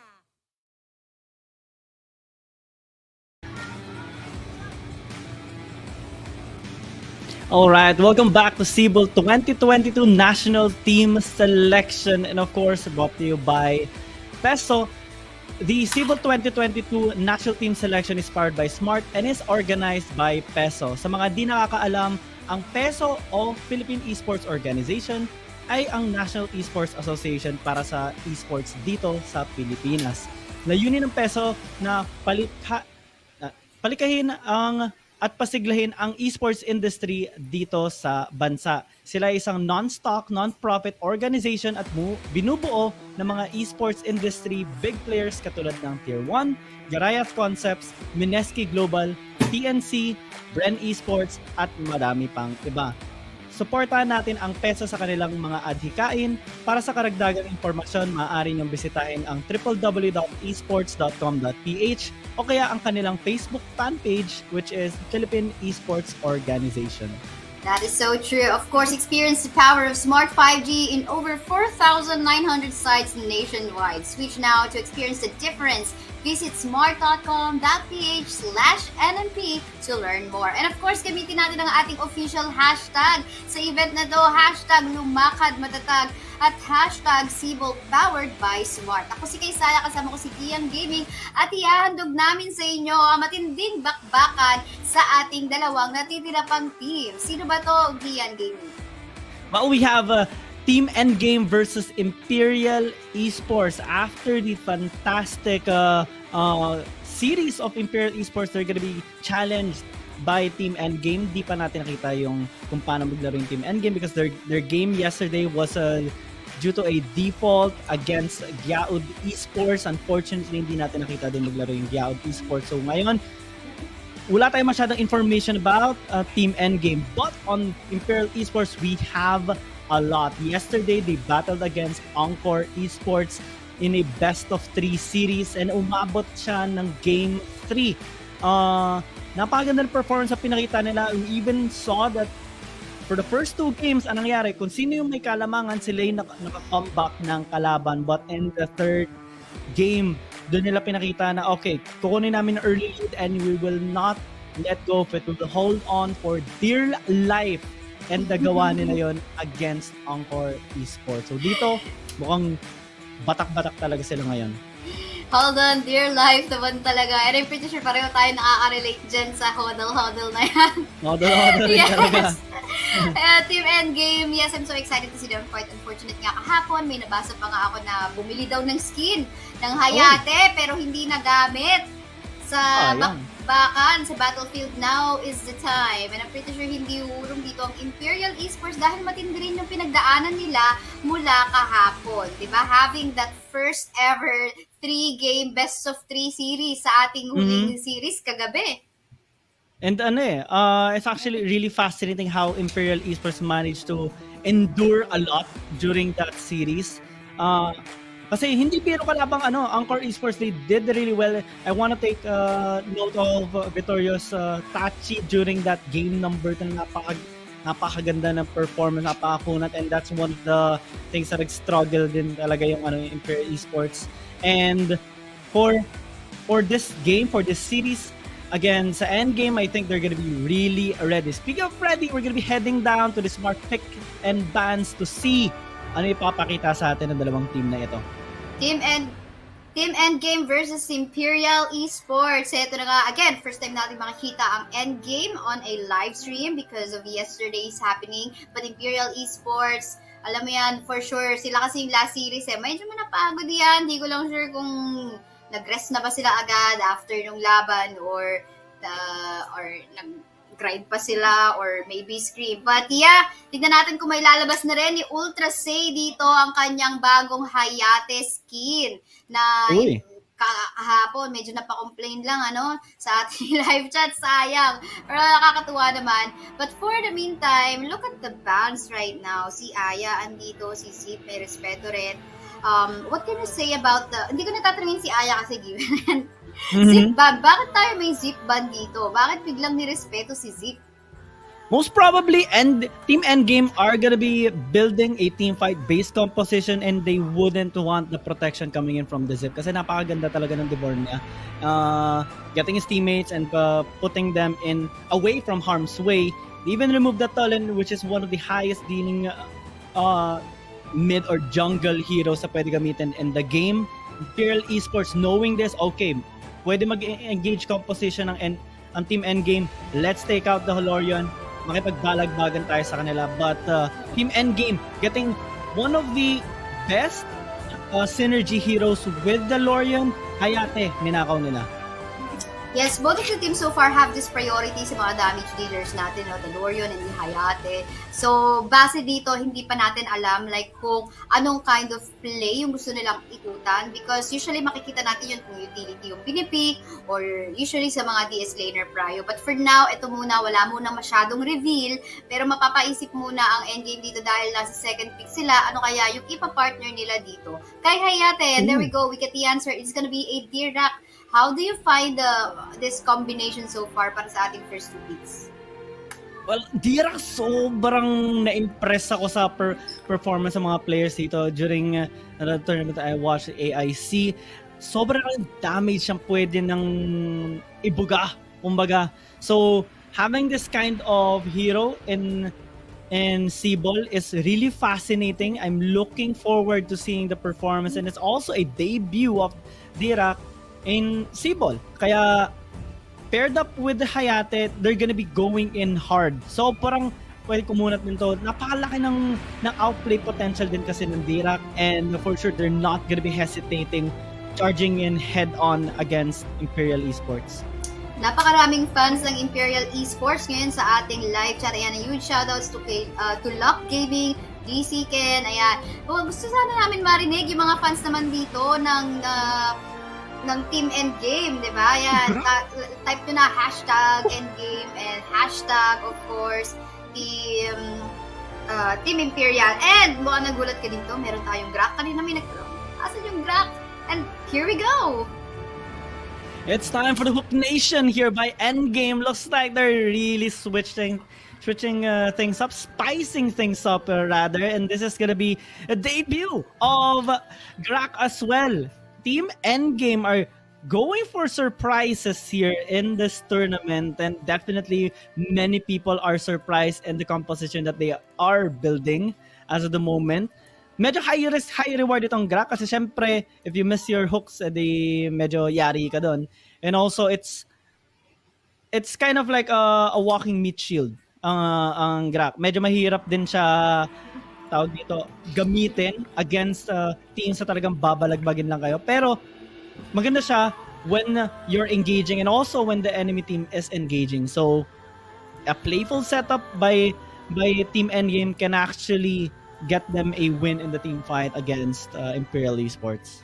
What I like about the Grack pick in here is that kahit anong piliin na jungle ng kalaban dito sa side ng Imperial Esports, definitely kayang-kayang asarin itong si Grack yan. Naalala ko nung nilaro ko to talagang kailangan hook lords ka or kailangan talaga makaasar ka i-hook mo yung blue buff or yung red buff ng kalaban whenever they try to go for that. And that is something that possible nating makita na gawin ng Team Endgame para kahit, most especially kahit sabihin natin na magtutulan jungle ang Imperial Esports, pwede pa rin guluhin yan itong isang Grack. So, we'll just have to find out if ganun nga ang gagawin ng Team Endgame. But for the meantime, kumpleto na ang ating bans. There's the Respect on the Omen as well as the Arthur. We'll just have to find out kung ano ang mga susunod na picks ng ating team. Arthur has been a little bit of an in the meta in various tournaments, although success rate is not really high, but I think what they're looking forward is the sustainability and also yung pagiging epal generally. Florentino and Rector are more of the meta bans na talaga tinatanggal nila. Malok though, looks like Team Endgame are not gonna be hesitating going in. High risk lang though, kasi ang Malok pag ginamit na yung kanyang ulti, essentially you wouldn't have a choice to go out anymore kapag ginamit na pang engage. Mahirap. Kaya high risk, high reward, I think ang punupuntahan dito ng Team Endgame, it's gonna be a pretty exciting feat to see. That's so true. Malok gonna be picked in here. I'm not sure if first time nga ba na may Malok tayo. Let me just double check. Meron tayong Malok kahapon. Wala rin. This is gonna be the first time for Malok as well in the SIBOL2022 National Team Selection for ArenaofValor. And Elandor, nabagin natin lots of surprises in here for our day 2. And gusto ko yung mga nakikita ko ngayon sa ating Smart Pick and Dance. Yeah, ang ganda. Both teams are drafting quite creatively in this game number 1. Both teams are also not spending so much on high priority meta heroes, but these heroes that they have chosen can actually work due to the fact that ang taas ng synergy nila among each other. We're looking forward to seeing a jam-packed fight later on. Pero if we're gonna be looking at how stable the picks are, I think I'm gonna be leaning towards a little bit on the side of Imperial Esports. Pero ando na nga yung na-mention natin kanina, Team Endgame, high risk, high reward. If they get the picks, if they get the proper engages, kayang-kaya nila manalo sa team fight. Now-trigger lang din kasi dito sa nakikita natin na pwedeng patunguhan ng laban na to. Again, pareho silang may magandang draft, but I guess, personally, I'm gonna be leaning towards the draft of Imperial Esports. I find it pretty balanced, and it's no joke makipag-deal with this Elandor in the jungle. Sobrang bilis niya mag-clear ng wave, and hindi pwedeng malate dito. Kung ang plano kasi ni Grak ay manggulo sa jungle camp nitong si Elandor, kailangan unahan niya sa pwesto talaga. Kasi or else, makikita niya, wala na yung buff, wala na yung mga jungle camp. So we'll just have to find out. Again, this is our second series for today, Team Endgame versus Imperial Esports. Nako, sa ating mga viewers dyan, let us know in the live chat, sino ba ang sinusuportahan niyo? Oh, for sure, both teams has fantastic support from the people. With regards to the draft, I'm really looking forward to seeing Team Endgame being proactive in this game number 1, especially sa early game, kasi syempre kailangan nila makakuha ng mga picks, lalo na meron silang Grak. So it's gonna be taking them so much. They're gonna be making risky plays for sure. Try to shut down the Elandor, try to shut down the Superman, and also the Lorian, since they do have that pick of potential. And we can expect that mid to late game, Imperial Esports are gonna pop off. Pero we can't be too assured on that kasi andun pa rin nga yung pick of potential ng Team Endgame. Napaka-hassle talaga the Grak, the Devil's Chain can surprise people, and yan ang gusto makuha ng Team Endgame. Have to find out indeed yan. Yung shoutouts kay Podgamer, BTX Streamer. Parang puro streamer yung mga natin dito, mga nanonood. Mga naka-Facebook page sila, halos lahat yan. Si Lock Gaming as well. Nakakatuwa. And, sabi dito, ni Nika Sarmiento, may shoutout siya, pogi daw yung mga IT. Yeah, pogi din daw yung mga IT. So, dagdag points ba yon? Parang extra skin Oo. Extra skin plus stats. Ang nasabi nila, plus attraction 10, mga ganun. Plus attraction points.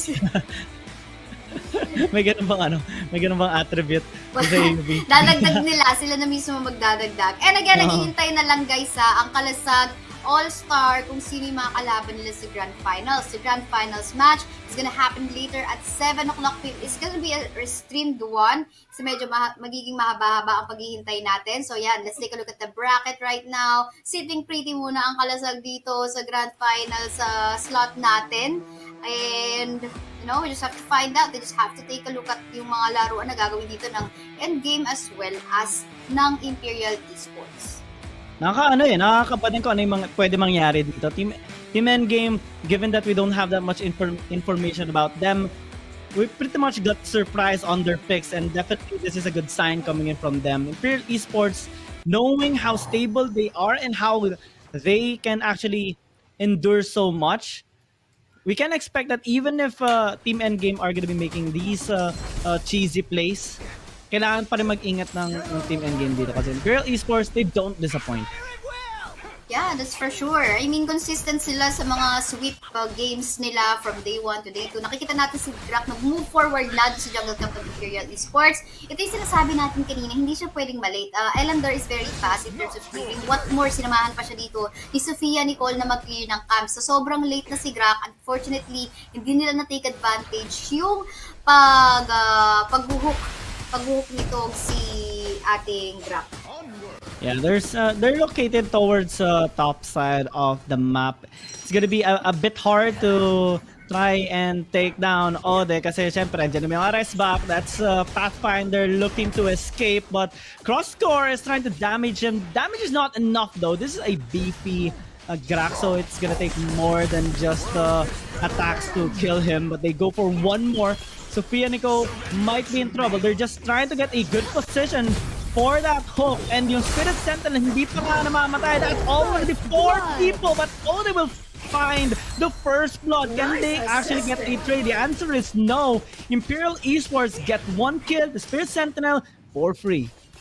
Para sa Spirit Sentinel, nakikita natin yung kahalagahan ng Spirit Sentinel dito na talagang binibigyan ng posisyon, ng oras, ng effort ng parehong mga teams natin, di ba? So, as you can see, nagkaroon lang ng slight advantage dito Imperial Esports kasi nga, again, the stuns, the CCs na present dito sa ating duo laners. Nicole on the lumber, as well as OP dito sa ating sleeves. E tignan natin, kakamakaya na bakbakan dito. Unfortunately, no contested off. Hindi rin nakasagot ang endgame sa pagkuha ng Slayer sa taas. They won't be trying to contest that anytime soon, but they actually should. But due to the fact that Imperial Esports won the first team fight at top, medyo mahirap ito. Pinnacle once again with a setup, and down 9 will secure that kill. Team Endgame are struggling in this. I think they're the ones being surprised with the performance of Imperial Esports, but they're trying to get something into the top side. Blue buff will get stolen out, but here comes Cavalry here of Imperial Esports. Nice knock-off by Crosscore will allow them to maybe secure that kill onto Ligo, and even the Superman is here. Medyo mahirap talaga makataas kapag may Superman. Speeding bullet plus all those knockbacks. It's gonna be close to impossible to escape. That's 2 kills in exchange for that blue buff. I don't think that's worth it. That is definitely worth it. More kills going on to the side of Imperial Esports, pero hindi pa sila tapos dito. Another setup by Sofia Nicole. He is a monster in this lumbar, but Dinaligo is going back towards their teammates, and with a nice counter. But the ultimate coming from Quack Quack will allow them to finally get 1 kill. This time on to Sofia Nicole, which has been making those setups for Imperial Esports. Nanggigil na. Nanggigil na. The Genesis Blast is gonna take down the life of Sofia. That was Sofia Nicole, right? The Sofia Nicole, yung akala mo ligtas ka na pero hindi, nakita ka dito.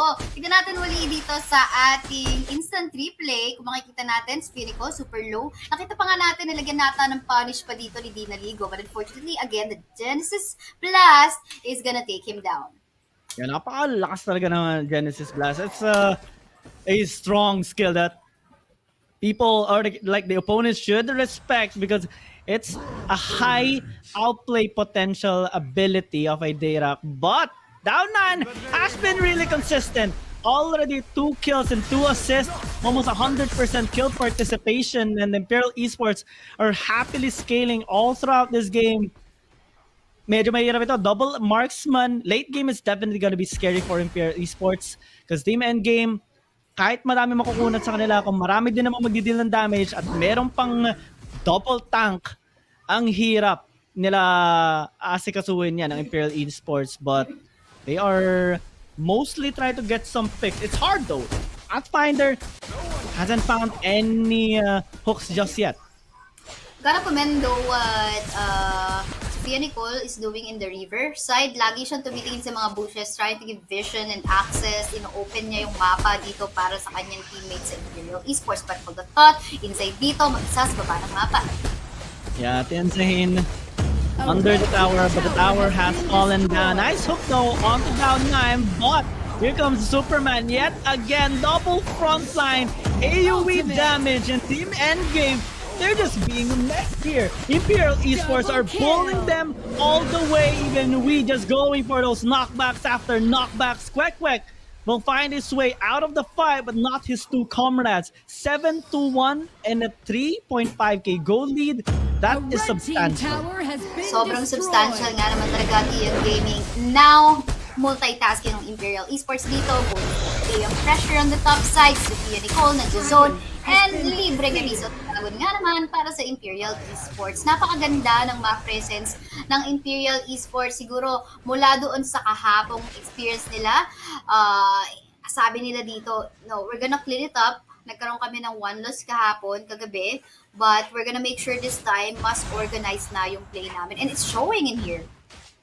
Definitely showing as Imperial Esports are dictating the flow of this match. But they're paying their due respect towards Team Endgame since they know yung Devil Chains na yan, sobrang hassle. They have to be really careful. Pag tinamaan yung isa sa kanila, pwedeng mamatay. Lalo na ko yung carry. Otis! Nearly gets caught there by the Devil Chains. But here comes Sophia Nicole along with a comrade. Ultra Z immediately deleted along with 2 other allies. And here comes Sui now with a speeding bullet. There's no escape for Quack for sure. Dinaligo is gonna get that trade onto Sophia Nicole, but 1 for 4, that's really worth it for Imperial Esports. They're even gonna be trying to get that kill on the final member of Team Endgame. Can he escape? Yes, but with only a few life points left. Wow!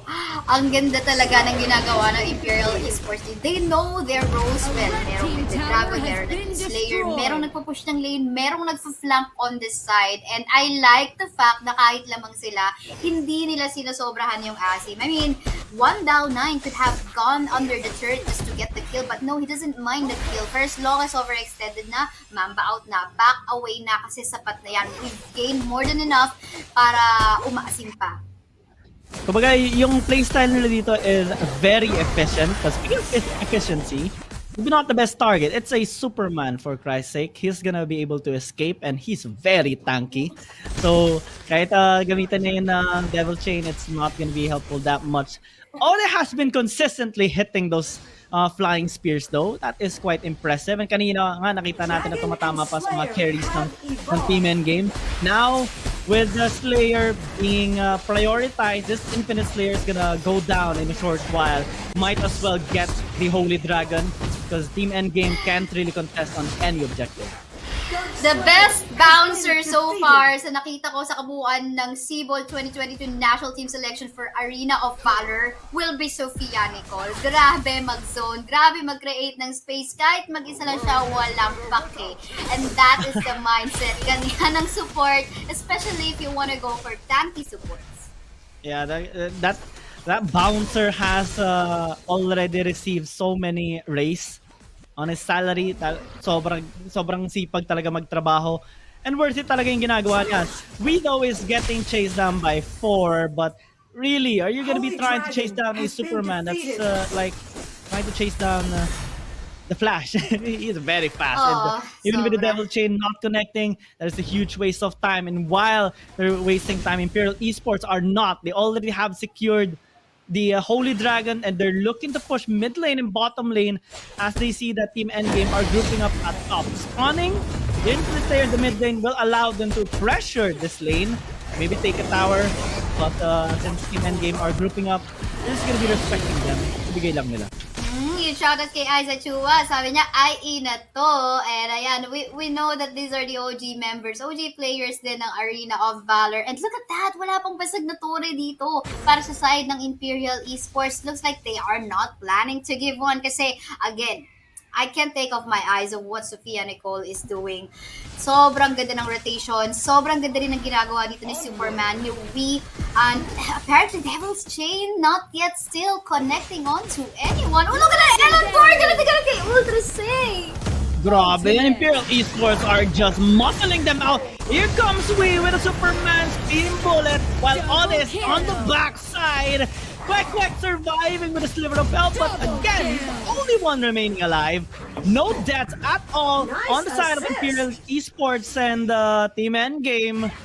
They're just looking to defend while Imperial Esports are going for the end. 8 minutes, or rather 3 seconds from now, someone's gonna go up, back and alive, and we'll see if there's a chance for Imperial Esports to actually put an end to this game, and yes, they will. That was very massive. Congratulations sa Imperial Esports for getting the game on. A fantastic performance, a fantastic game number 1 by Imperial Esports. Definitely a statement game for them, not only against Team Endgame, but also for their future opponent if they will win this series. Kalasag Allstars are watching this for sure. They want to take note every pros and cons of both teams performing today. In Imperial Esports, they showed more pros than cons. Yes, for sure.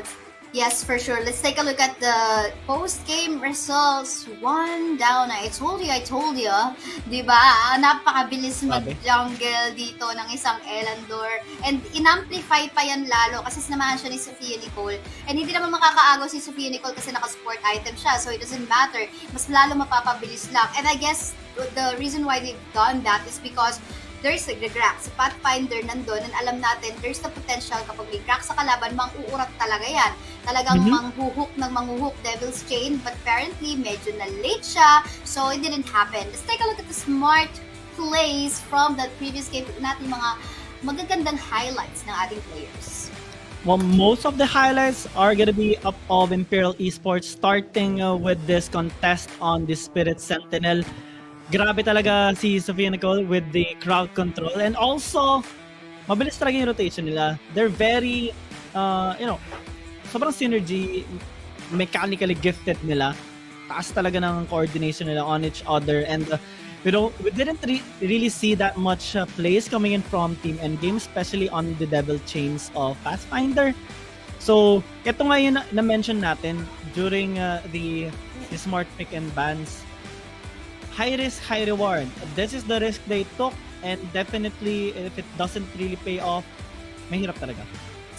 Yes, that's for sure. And dito nakikita naman natin yung attempt dito ni Pathfinder na going forward, nag-engage. But hindi kasi ganun yung composition nila eh. You don't, as a Grak, you don't really frontline that much, but instead you try to grab a particular target. Kumbaga, pitas gaming ang Team Endgame dito, but they're not really on the team fight. And apparently, they're working on a team fight or clash type na laruan, which is Imperial Esports is actually built for. So I guess it's kind of like the mistake na on how they're gonna play their composition. But then again, nakita naman natin on how confident they are in trying to pull off some plays, just like kanina nakita natin, Kwek gonna go for that Genesis Plus to actually take down a target. But I guess it's just a matter of trying to make that comeback in the coming games. Well, they can still come back in the incoming games. This is a best of 5 series, and definitely game number 1 goes to Imperial Esports. They still have a lot to go. 2 more wins, but it's not impossible for them to secure a 3-0 given the performance already in game number 1. Team Endgame, they want to really come back in the series, maybe tie up the score. They have to up their game, switch things up, and definitely maybe not go for the high risk, high bar, maybe go for a much more standard composition where they are both comfortable and the lineup has a high percentage of winning with a good amount of synergy as well. But for this game, Imperial Esports, pinapakita talaga nila kung gaano sila to stable as a team. How efficient they are. Nakita nga natin kanina na pupush sila ng tower sa may mid lane while someone took out the Dark Slayer and also the Abyssal Dragon while someone is pressuring top side as well. Ganun sila maglaro, and Team Endgame wants to match that. Kailangan nila talaga, they have to fix everything from the roots, from the pick and bans. Grabe rin talaga. Pinapakita ng Imperial Esports. Parang gusto nilang i-3-0 agad eh. But we can't be sure. Kasi malay natin, nagwa-warm up pa lang ang Team Endgame dito. Again, hindi natin nakita yung laruan nila kahapon. Gawa ng nagkaroon nga tayo ng disqualification. But who knows, there's gonna be this reverse attempt to get a reverse sweep up against Imperial Esports. But I guess for the meantime, we're just gonna be heading on to a quick 3-minute break as we prepare the game lobby for our Game 2.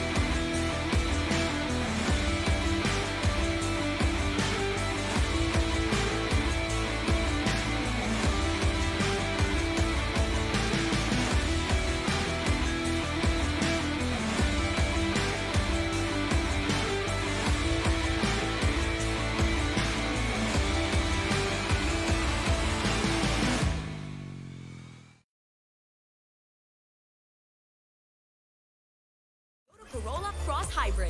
Para maging yours, download the GigaLife app and register sa Gigamania! Ready na ba kayo sa grand raffle prizes ng Gigamania? Samsung set, Apple set, and Toyota Corolla Cross Hybrid. Para maging yours, download the GigaLife app and register sa Gigamania! Ready na ba kayo sa grand raffle prizes ng Gigamania? Samsung set, Apple set, and Toyota Corolla Cross Hybrid. Para maging yours, download the GigaLife app and register sa Gigamania! Ready na ba kayo sa grand raffle prizes ng Gigamania? Samsung set, Apple set, and Toyota Corolla Cross Hybrid. Para maging yours, download the GigaLife app and register sa Gigamania! Ready na ba kayo sa grand raffle prizes ng Gigamania? And welcome back to SIBOL2022 National Team Selection powered by Smart. Experience the power of 5G in over 4,900 sites nationwide. Switch now to experience the difference. Visit smart.com.ph/MNP to learn more. And of course, check out our official hashtags. Hashtag muling lumakad matatag and hashtag SIBOL powered by Smart. And this series is brought to you by, of course, your shoutcasters. Young Gaming here with me is Kaisea. Game number 1 secured already by Imperial Esports. And let's see if Team Endgame can tie things up. Yes, titignan natin yan kung kaya pa ngang itay or patagalin ng Team Endgame itong series na to up against Imperial Esports. And marami pa namang available na heroes and champions dito sa game natin since it's gonna be Game 2. But ayun nga no, so sa early game naman natin, nakikita naman natin na ang Team Endgame, sinasabayan naman nila. Kasi kahapon hindi natin nakita yung laro ng Team Endgame if nag-switch lane din sila sa early. But now, we do know that they actually do that as well, which is a good thing. And they actually have attempted to go for that Spirit Sentinel contest, and they actually go for it. I guess nagkaroon lang ng difference with regards to sino yung mas lalamang sa team fight. So again, mas pang-clash yung na-build or nabuo ng Imperial Esports. While endgame doon, nag-fall off lang sila ng bahagya doon sa early nila. And I think yun nga, hindi talaga na-utilize yung early na pwedeng gawin ni Drak from that previous game. But bawi-bawi, tignan natin dito kung ano pang pwede mangyari sa ating laro. Well, that's the best mindset. If you get an unfortunate loss, syempre kailangan mong bumawi. Team Endgame suffered a Game 1 loss, and definitely they're looking to come back with or tie the series up 1-1 in the second game. Talking about their performance in the first game, yun nga, they picked off an early game composition, but we didn't really see them make those necessary pick-offs with the Grak. Siguro dahil sa struggle na rin nila with the lumbar of Sophie and Cole, sobrang hassle nga talaga. A well-paid bouncer. Yun lang talaga yun eh. Napakaganda ng performance sa pinakitaan niya, and babantayan talaga yung Elandor. So, maybe if that's the case, siguro dapat naghanap na lang sila ng picks somewhere else instead of just trying to lane passively. Kasi every second you waste playing passively, dun nakakalamang yung kalaban mo. Kasi Imperial Esports built up a scaling comp, and things escalate so fast in the AoV. That's for sure. I guess it's now just a matter of finding that overall, not really finding the draft itself. Kasi maganda naman din talaga yung draft nitong si Team Endgame. Yung execution na lang talaga kung paano nila lalaruin yung draft nila. So, hirap rin sabihin kasi like kung ano yung kahinatnan ng Team Endgame ngayon because we don't see much of their game from yesterday. But Imperial Esports, nakita natin kung gaano sila ka-resilient mula sa naging experience nila kahapon. So, alam mo yun, dumating na lahat ng bagyo, nagkaroon ng flip coin from Game 1 to Game 3, hindi nagpatinag, nagpakita ng laban again, halos 3 game yata yung 30 minutes halos. Estimately. Yep. So, I wonder if may energy, if ever man, na umabot ulit sa ganun sitwasyon, if kakayanin din ng Team Endgame. So, we'll just have to find out, but I guess magiging ready na ang ating smart pick and bans anytime soon. Kaya kapit lang kayo, guys, para sa ating mga watchers dyan, viewers, make sure you share the live stream at gamitin ang ating official hashtag muling lumakad matatag at hashtag SIBOL powered by Smart. Yeah, you can also support the teams or the players by commenting in the comment section down below. Pwede tayo maglagay ng mga hashtags din dyan. Hashtag IEWin, hashtag Team Endgame win, yung mga ganyan. Or comment nyo yung paboritong player nyo. Comment your favorite plays as well na nakita nyo sa game number 1 or the whole series that we have watch so far today. Kasi napaganda din ang performance sa pinakita kanina ng Kalasag Allstars against Valiant Warrior. It was a fantastic 3-0. And right now, we're gonna be moving to the smart picks and bans here of game number 2 of Imperial Esports versus Team Endgame. Let's see if Team Endgame can finally catch up in the series. On the blue side right now, for sure makakita tayo ng Aya ban dito, but it's gonna be on Imperial Esports. What? Team Endgame ban? Yun na nga. Ayun na, binan na nga ang Aya dito. So, again, i-recap lang natin ang ating mga napik na heroes dito, right? So, again, this is the match between Endgame versus... wala pala tayo sa notes doon sa ating ban sheet. Pero, again, marami pa namang available sa ating available hero pool. But for the meantime, still well-respected to the Zip. Kung sasabihin lang natin, again, the experience of Sophia Nicole, yung sabi mo kanina, well-paid bouncer, actually, it paid off kasi he started being a passionate support player. I know his history then in playing support, talagang simula ata nagkaroon ng AoV, yan at yan na yung kanyang nilalaro. So yun na nga, yung mga picks natin kanina, meron na tayong Lorion, Lumber, Slims, and Superman Elandor from Game 1 na nakuha na ng Imperial. However, Team Endgame can no longer pick Hayate, Malokchi, Dirac, and Dirac. Yeah, and well, I want to take note here that Imperial Esports, not only do they have experience on the lineup that they had a while ago, yung mga Lorion, Slims, Elandor. Actually, medyo inibangan nila yun from their lineup yesterday against Encore Esports. They had a fantastic performance with the Crixie for the mid laner. They had a fantastic performance with the Hayate play as well. So, pwede natin makita yan dito. Team Endgame are getting the Talon as their first pick, which is very decent. They can actually pair this up with an Elswif. They do want to go with a poke kind of composition with 2 to 3 front lines.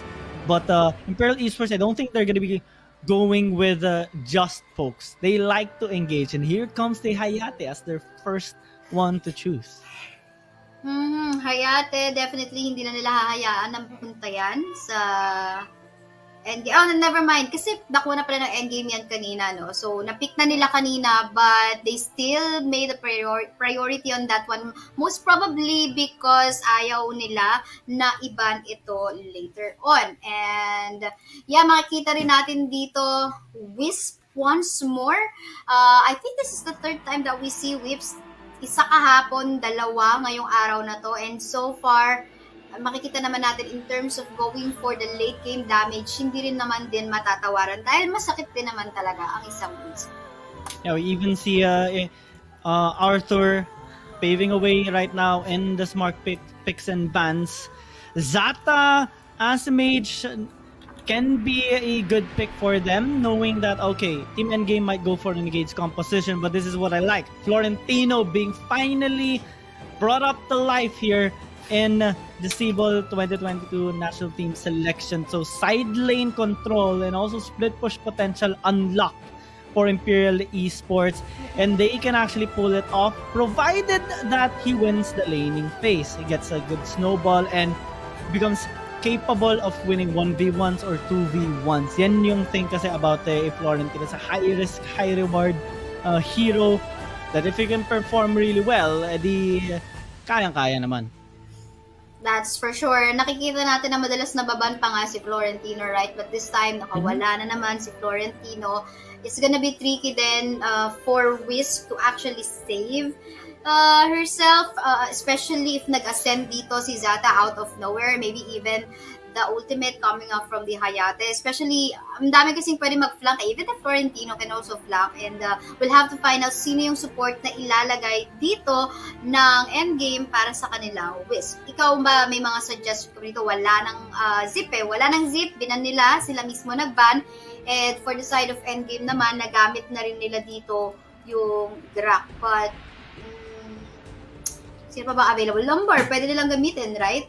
Yeah, they can still make use of Lumber if ever. Yeah, And for the side of Team Endgame, while they talent can be put in the jungle for their mid lane, well, they haven't decided yet on which hero they want to put in the mid, but some of those heroes can be maybe Liliana or the extra mobility so that they can avoid some of the gap closes here of the Hayate and the Florentino. It's going to be a little bit of a challenge. Sometimes you do see the Iggy as their mid lane, a really good mid lane as well for the burst, especially if they want to chunk down the HP bars of Imperial Esports low before the team fight even has started. But as the final banning phase concludes, do see Kira, Lombard taken away here from both sides, and Zephys even taken away by Team Endgame, and because of that, Seniel is gonna be the choice here of Imperial Esports. Definitely an okay tank, but what they're looking right now for the Seniel is, of course, that extra support that he can provide, especially when they want an extra manpower.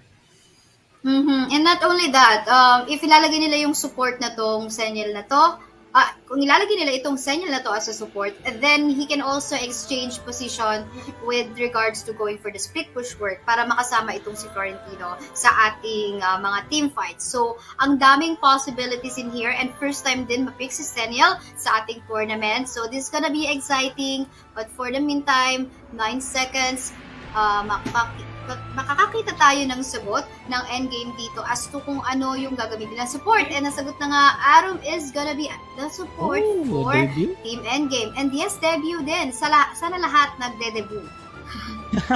And they even pick up the knockout for the side lane control. So this is what they are gonna be using to contest against the Florentino split push. I wonder what's gonna be the last pick here of Imperial Esports because they don't have the Zata can be in the mid lane. So what are they gonna be using as their last pick? But overall on the side of Team Endgame, I'm liking this draft. They do have 2 front lines. They have a decent amount of damage and also side lane control to match up the pressure that is gonna be built up here by Imperial Esports. Krikna is gonna be the last pick. So it's gonna be interesting. An assassin to top things off. Yes, assassin plays tayo dito para sa parehong team. With regards to the initiates and engages, definitely because of the arrow, meron din naman ang team endgame. For the side of Imperial naman, we can see in here that potentially the engages will be coming from either the Florentino and the Senyel. But of course, hindi ito yung mga hard engage na makikita natin na okay, meron talaga tayo mahuli. But then again, with regards to the global presence na meron yung Senyel, ang laking tulong din ng mga heals, ng shielding, para mas makasustain at makapag-ready sa mga engages. And dito natin may kita talaga kung which lineup will actually work here in this game number 2. Can Team Endgame actually pull off a fantastic win against Imperial Esports? This is what you're gonna be finding out, and we're both excited for this for sure. A lot of debut heroes being used here by both teams. Florentino, Zata, Senyel, Arum, and nakakatawa makakita ng mga ganito. Yes, one of the reasons why ginagawa yung mga ganito kasi matagal pa yung series. It's a best of 5 and you don't want to expend most of the high priority meta heroes para meron ka choices later on. Hindi ka weaken on your next drafts. But if they can actually pull things off here, di napakaganda nun para sa kanila. Bukod sa may bala pa sila, nakakuha na sila ng 1 puntos. That's true. And we'll just have to find out, no? Kasi mahirap i-predict based nga sa lineup nila. But I like the fact na meron pang hard engage din dito. Team Endgame, again, hukuli lang dito si Arum. And of course, pag nandun naman yung kanyang mga backup for additional damage, then it's possible na makakuha talaga sila 1 by 1 pick-off. So, very similar, I think, dapat yung attack ng playstyle nila from a while ago kung saan meron silang Grak, sorry. So, Grak, having that meaning pitas gaming pa isa-isa lang, but you don't really go for a clash hanggat wala yung mapipitas or mahuhuli nyo. So, we'll just have to find that one out.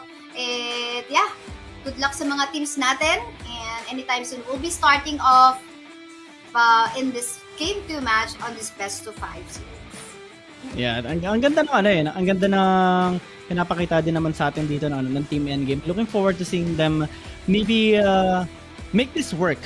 Kasi ang ganda ng mga picks sila. Nakrot, we already saw a Nakrot a while ago with Kalasag against Valiant Warriors in their game number 2.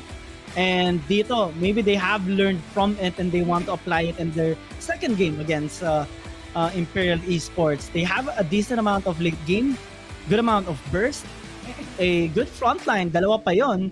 So pwede sila makipagpalagbagan dito sa Imperial Esports. Ang nakakatakot lang, yung early game snowball capacity ng Imperial Esports since they have the Florentino, the Kriknak, and maganda sila on small skirmishes since they do have the Senyel.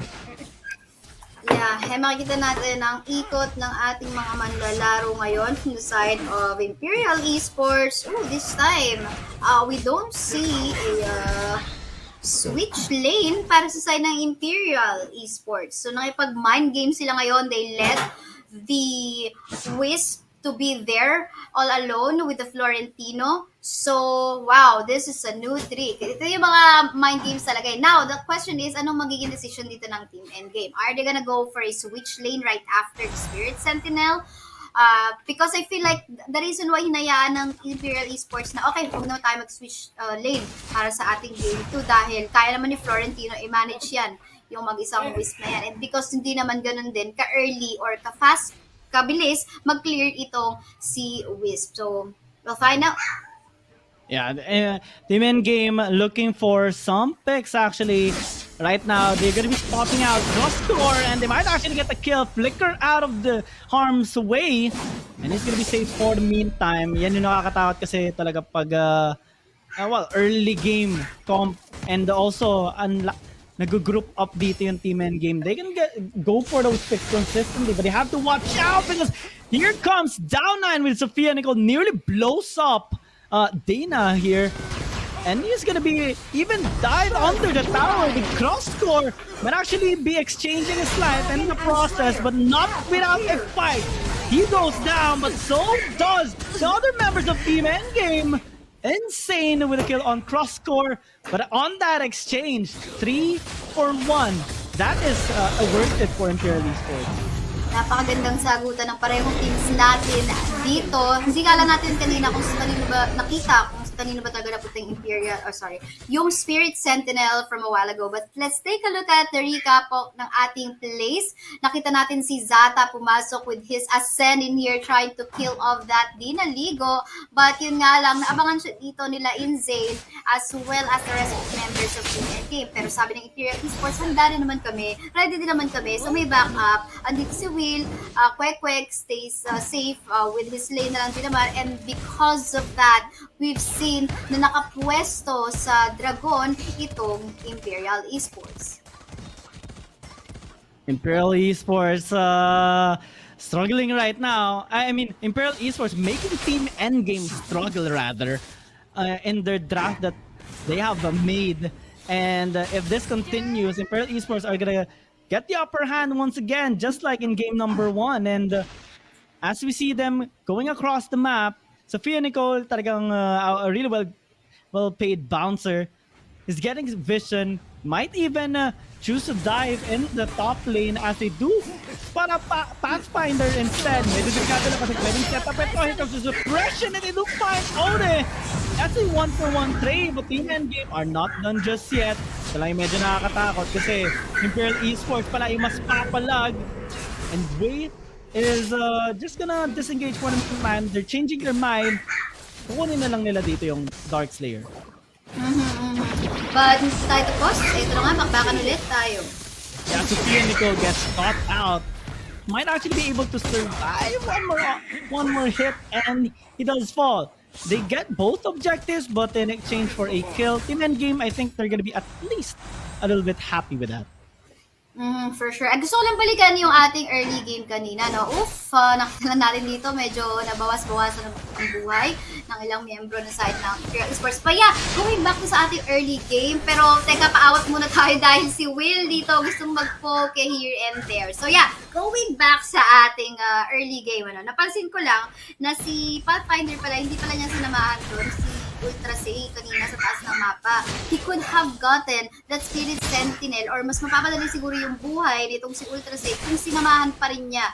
Kasi kung mapapansin natin, yes, Florentino yung nasa taas kanina, di ba? Pero nandun din si Sophia Nicole. Iniwan niya yung mag-isang Hayate dun sa baba ng mapa for the reason na, okay, Hayate, magka-tower hug ka lang naman. Hindi ka aanahin ng Arthur na yan since, you know, you are ranged. And meantime, ang bahan dito sa taas ng mapa, talagang sobrang halaga ng Spirit Sentinel for them in this game.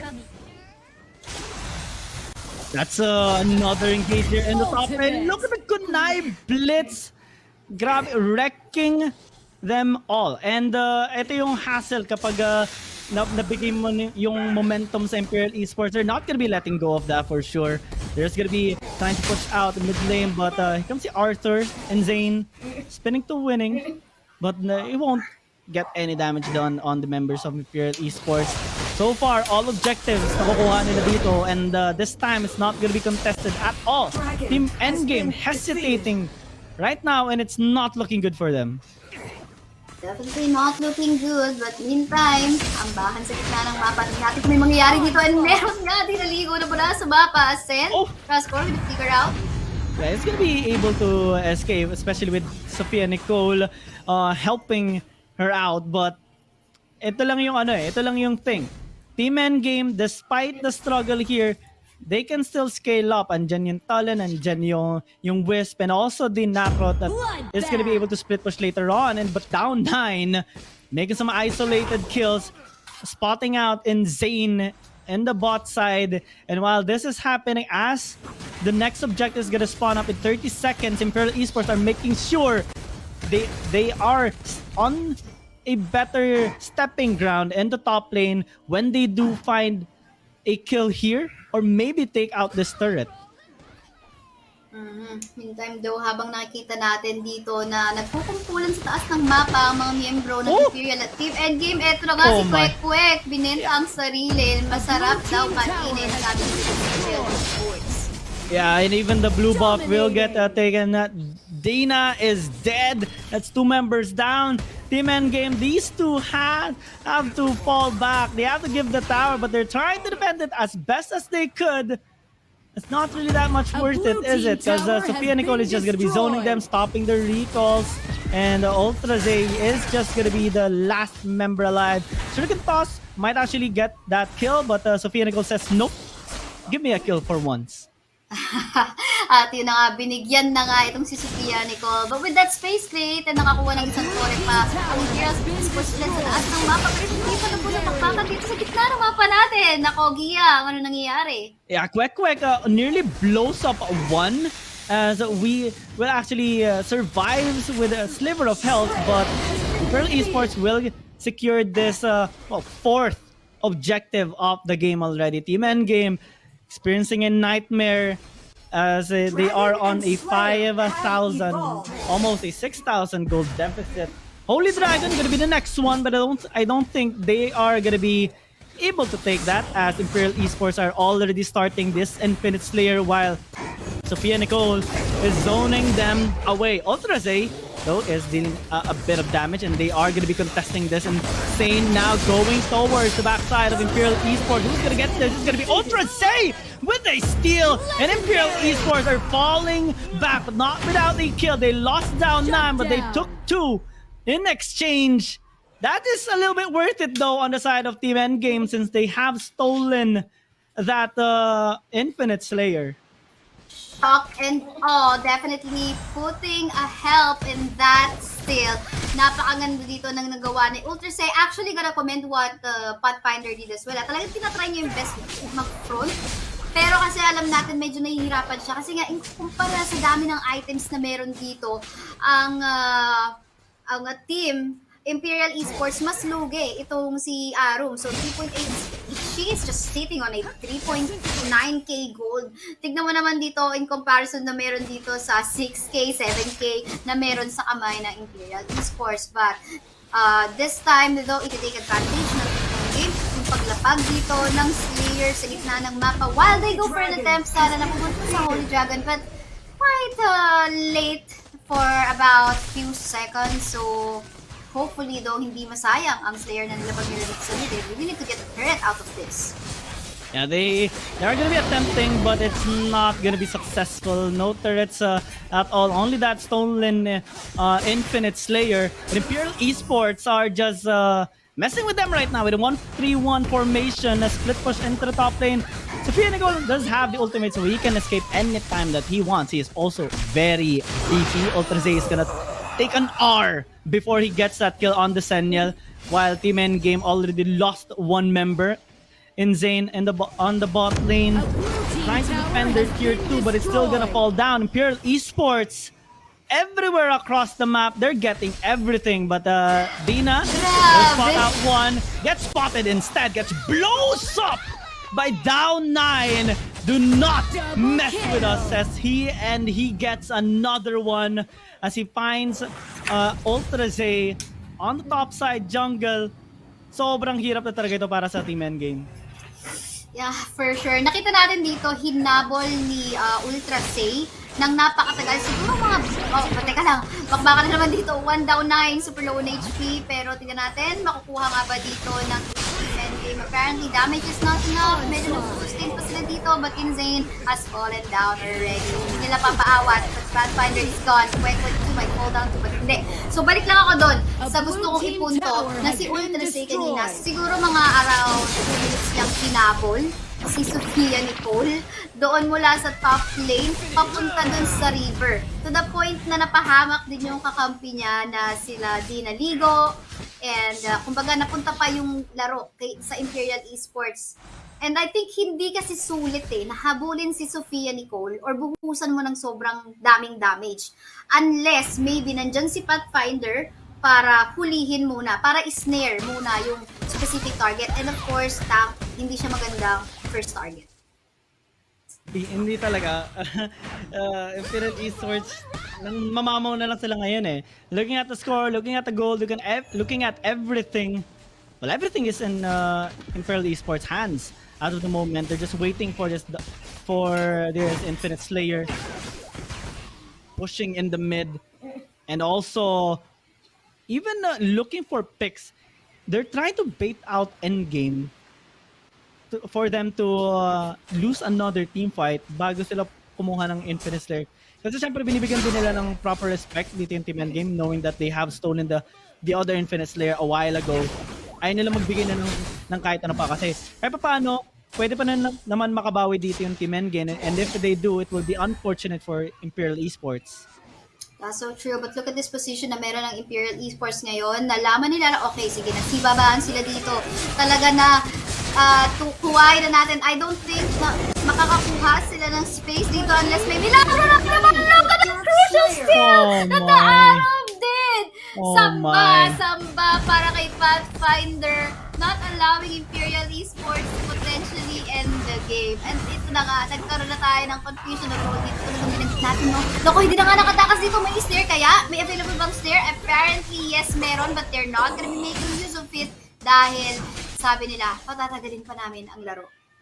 Yeah, this game won't end that easily, says Team Endgame. They stolen yet another Infinite Slayer, and this time they're going for the only dragon. This is surprising Imperial Esports, knowing that they do have the upper hand, but things are slipping out of their way. Medyo ito, that's a knockback onto the Hayate, but they do get a kill. Will is down though, so this is a 3 versus 4 situation at down 9. In trouble, not gonna be able to escape, has a second life, and might die a second time. They're trying to retaliate, but it's not enough. And Team Endgame fighting back, and this fight back is getting successful. Nakakataas ng balahibo. The flickers, the dashes na pinakita ni Ultrasay dito is just so amazing. Pinapanalo ngayon ng ating duo laners, Pathfinder and Ultrasay, itong larong to, and they're trying to make a comeback. And pinag-uusapan natin dito, 15-minute game time na, kung saan sobrang katina nitong si Wisp. And of course, in terms of survivability, meron din siya. But for the meantime, kalma-kalma muna. They're gonna be taking advantage of what they currently have so far in the game. A red team tower sobrang has nalaki been ng destroyed. kalamangan talaga na dito ng Imperial Esports. Pero, tinan mo, after a while, things on the side of the Team Endgame has caught up. And grabe talaga yung kung gaano sila ka-decidido maka-comeback sa game. We talked about their late game potential. This is it. We're already towards mid to late game. We're already getting their items, and Imperial Esports are the ones starting to struggle. They're going with their 1-3-1 strategy again, but it's not really that much working since Team Endgame can just close the distance. They're the ones who can threaten the Dark Lord Slayer this time, which is really threatening because it can end games. It can allow a team to be able to bash the base of their enemy team. Oh, and there's now a snare. bashing the face of Odi after they spot him, and now that's a fantastic kill already. And they're looking for more. Will is trying to be a Sagiboy, but it's not really that much. They do get 2 kills though, and Team Endgame suddenly are surprised with the damage coming in here from Imperial Esports, especially from down 9.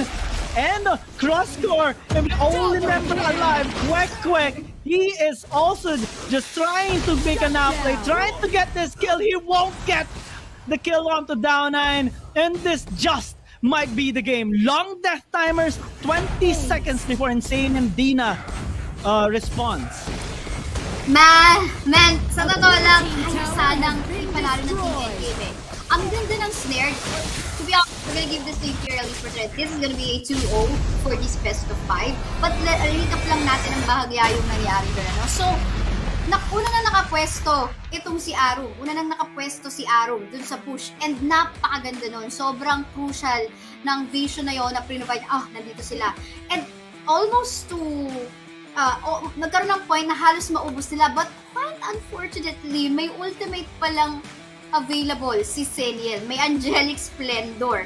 And gotta comment, by the way, naka-Yoga's Edge pala dito si Wisp, so that added to some survivability of his. At the same time, still giving him some amount of damage. Pero, ayun na nga, no, again, nagkatalo talaga in terms of the global presence na meron dito yung side ng Team Imperial Esports. But looking at what the capacity Team Endgame can do, kaya nila. Again, yun nga lang, late na kasi medyo na-realize late game na mag-i-snare si Pathfinder, tapos papasok si Ultrasay to free hit, and then the flanks coming from Kwek and Dinaligo. So, kung siguro simula sa umpisa ng laban, ganun yung ginagawa nila, mas naging madali yung buhay nila.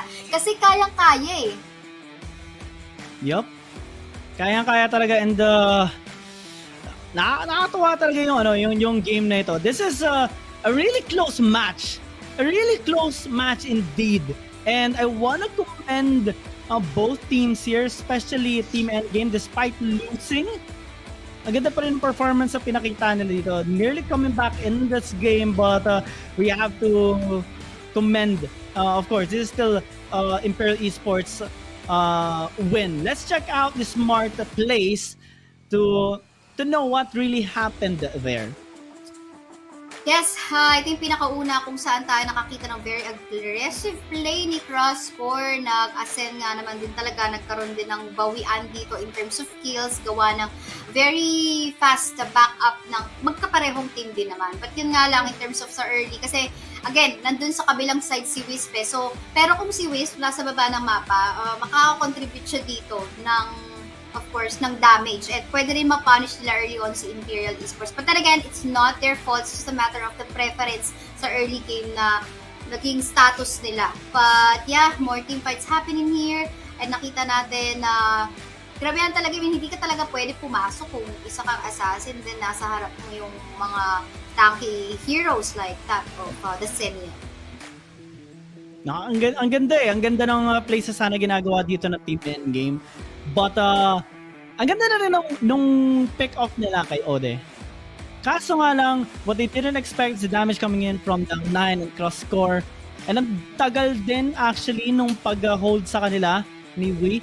And that bought enough time for the other members to actually collapse onto them and dish out all their damage when in fact, Team Endgame already expended their resources trying to get those 2 kills. And dahil dyan, well, things kind of slipped up on the side of Team Endgame, and Imperial Esports are still in this lead. A fantastic performance, 2-0 so far, match point away from being the ones to battle against Team Kalasag Allstars in the Grand Finals. But let's not discount Team Endgame. They can still come back in this series.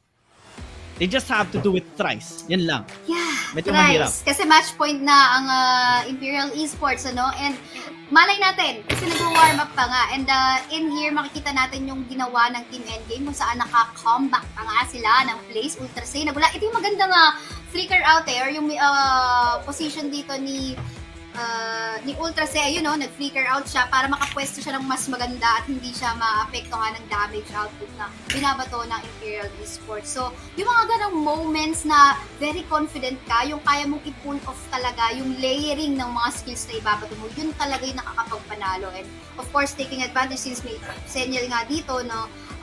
So it's either, hindi mo talaga kailangan mahayaan si Senior makapag-Angelic Splendor going sa team fights or make sure na bago kayo mag-engage, wala siyang Angelic Splendor. Yeah, ang ganda rin talaga ng na I want to commend din kasi talaga yung yung sustain na meron dun kay sa Florentino, buying enough time. I think that was one of the key factors na naka-allow ng comeback nila despite losing Ode. And tanong natin nga kung masisecure na ba dito ng Imperial Esports yung 3-0 win again sa Team Endgame, or will Team Endgame find a way, because this one was almost that start, but can they actually find a way to take us at least to game number 4, or maybe pull off a reverse sweep against Imperial Esports? We'll have to find out, but we are gonna be going into a short break, 3-minute break lang guys, and after that, balagbagan agad tayo. See you again later.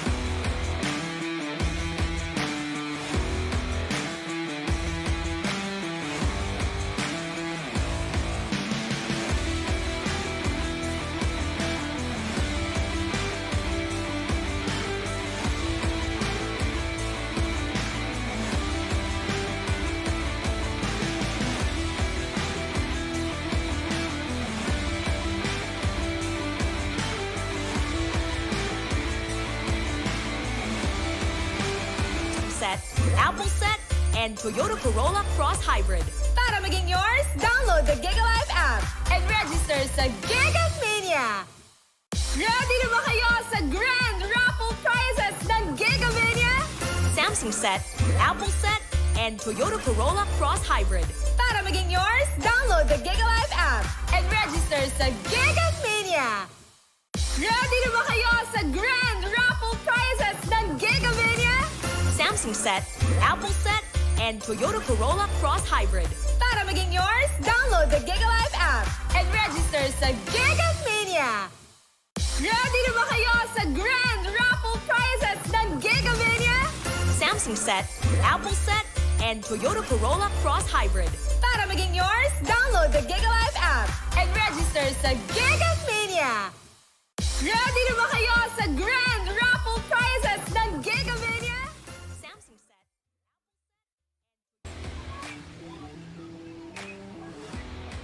And welcome back to SIBOL2022 National Team Selection, brought to you by Smart. Experience the power of Smart 5G in 4,900 sites nationwide, over 4,900 sites nationwide.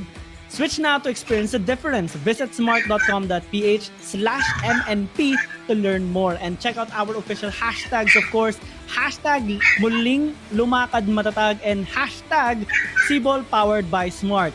This game, this series, this tournament is brought to you by, of course, SIBOL, and we are your shoutcasters. Young Gaming here with me is Kaisea. And of course, this exciting series 2-0 already by Imperial Esports, while Team Endgame, no wins so far in this series. But let's see if they can actually pull off a game number 4 or a win here to extend the series. Yes, and we're gonna be starting off already at the Smart Picks and Bans. Hindi natin papatagalin pa dahil for sure, init na ang parehong team. Imperial Esports want to go for that match point already, and Endgame still buhay na buhay pa ang dugo para kuhain ang reverse sweep. But respeto muna, no tulad daw ang ibibigay dito, sabi ng Endgame. Yeah, respeto talaga sa Aya. I mean, remove that hero. Hindi yan pwede ma-pick na ng kahit Parang sino. Konti na lang permaban na siya dito sa ating tournament, diba? Well, it's a well-deserved permaban. Kasi talagang hindi yan pwede ma-pick or mahayaan na available. So, it usually is kind of like a hassle ban kasi imbes sa 4 yung mababan mo, magiging 3 na lang kasi kailangan mo i-ban talaga yung Aya. And on the other bans here, Lorian, Tolen, take it away here by both teams. I think one of the choices here of Imperial Esports is, well, they still can go with something like an Elsu, but so far hindi pa natin nakikita in all throughout the tournament. I think people have been a little bit hesitant on that kind of pick. Baka meron silang, hindi, pwede rin kasing sa mga hero pool nila, no, hindi rin sanay or sa gusto nilang draft na buuin is hindi bagay, kumbaga. But yun na nga, they don't want to give that zip na alam natin na favorite din naman ni Sofia Nicole. No zip for you, pare ko, sabi dito ng endgame.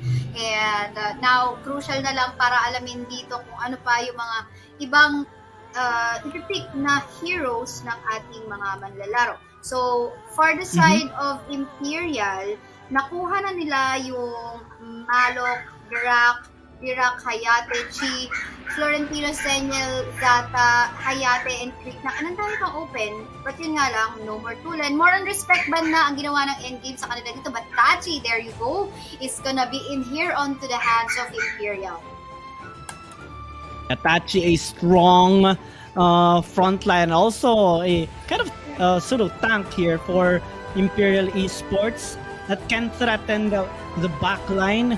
They had a fantastic performance with this particular hero against Encore Esports, but Talanas might actually be the one to shred out those tanks. Kailangan lang nila ng fantastic support here. Maybe a Pai na para at least okay yung sustain sa kanya. Even Alice or Annette, pero depende yun sa playstyle na gugustuhin nila. They can also go with just a frontline lumbar since it's available to take na nila agad ito. Yes, and actually yun yung tinitignan ko na pwede rin i-pick pa sana nitong si Sofia Nicole sa Imperial Esports, no? But inunahan na sila ng Team Endgame. And, hindi ba nagamit na ng Endgame tong lumbar kanina sa ating first game? The what? Yeah, the lumber one. I think nagamit na nila. Well, Team Endgame hasn't picked up. Yeah, I do believe because it's in here in our notes. So let's just wait for our league operations on what to do on that one. But so far, Kira as well as itong, or may reset ba tayo? I'm not so sure. But yeah, this is specified na kasi, no, right? Violet and Kira in terms of late game damage, lahat sila dito mag-spike definitely onto the mid to late game once they get the itemizations that they need. I think well, the zip double marksman composition here for Team Endgame. Let's check if yun nga, do you think is correct? But I think well, Imperial Esports has used lumbar. Yung nakakatakot lang dito kapag yung Kira malakas talaga yung Kira, especially in obliterating frontline and backline compositions. So well, let's see here in this game if it's gonna be popping off. And yeah, lumbar hasn't been used yet by Team Endgame, and it is available for the taking. Ito yung support na kailangan nila para ma-sustain yung double marksman. They can add one more but they don't have a mage just yet.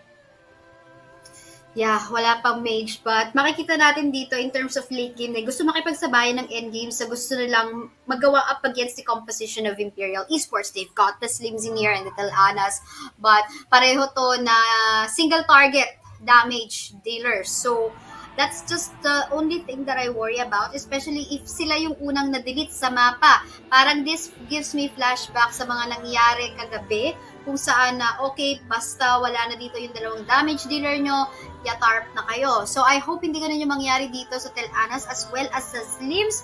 But of course, given the protection or capacity nitong si Lumber sa kanyang mga engages and protect, kaya rin naman. And of course, si Slims most especially, kaya niya mag-survive as an individual. Yeah, ito yung maganda kasi 'di ba, yun nga double marksman tapos may tank na sila. Dagdagan mo ng Taara, sobrang ganda na ng frontline composition nila. So much sustain and also split push potential online para sa kanila. It's hard to kill a Taara. Tutuloy-tuloy lang yan sa pang-epal sa isang lane, but they have to be really careful on team fights though kasi early game, Imperial Esports are gonna be looking for picks for sure. They're gonna be looking for picks, looking to shut down the Telenas and the Slims, and that's the scary thing about Imperial Esports. They know how to execute these kinds of compositions. They know how to find weaknesses on the compositions of their enemy team, and when they do, it's hard to actually prevent them from doing so. This is gonna be a double marksman, it seems, para sa side ng Imperial Esports. Potentially either of these two marksman lalagay nila sa mid, then maybe the Varus onto the jungle and Tachi onto the side, onto the DS. No, Kira on the jungle. So it's kind of confusing. Or maybe itong si Varus sa support din. So it's just a little bit confusing on how they would want to put out on this lineout. It's kind of experimental, if I would say. But Raz in here, is this the first time? Yes, it is the first time that Raz is gonna get picked in here. Sana may skin, Sana may skin so that we can see as well. Yeah, sana may skin. On the Raz, I like the One Punch Man. Yes, skin. Hopefully yun yung gamitin niya. Yeah, I wanna see that for sure. Nakakatawa kasi talaga yon, but going back in the series, in this game, I am kind of liking the composition here of Team Endgame once again. Maybe they can pull off. Yung maganda dito sa Raz kasi, sobrang nakikipagbalagbagan to. Suntukan malala talaga ito, especially with the power surge. Pwede nang gamitin pang poke. If he wins the lane, he can actually gank. Pwede siya makipagsabayan sa mga small skirmishes sa gustong gawin dito ng Imperial Esports. Ang hirap lang kasi syempre, yung mga ibang heroes sa gamit dito ng Team Endgame, hindi makakasabay gaano. The Telenas, maybe the Slims sa Flying Spear.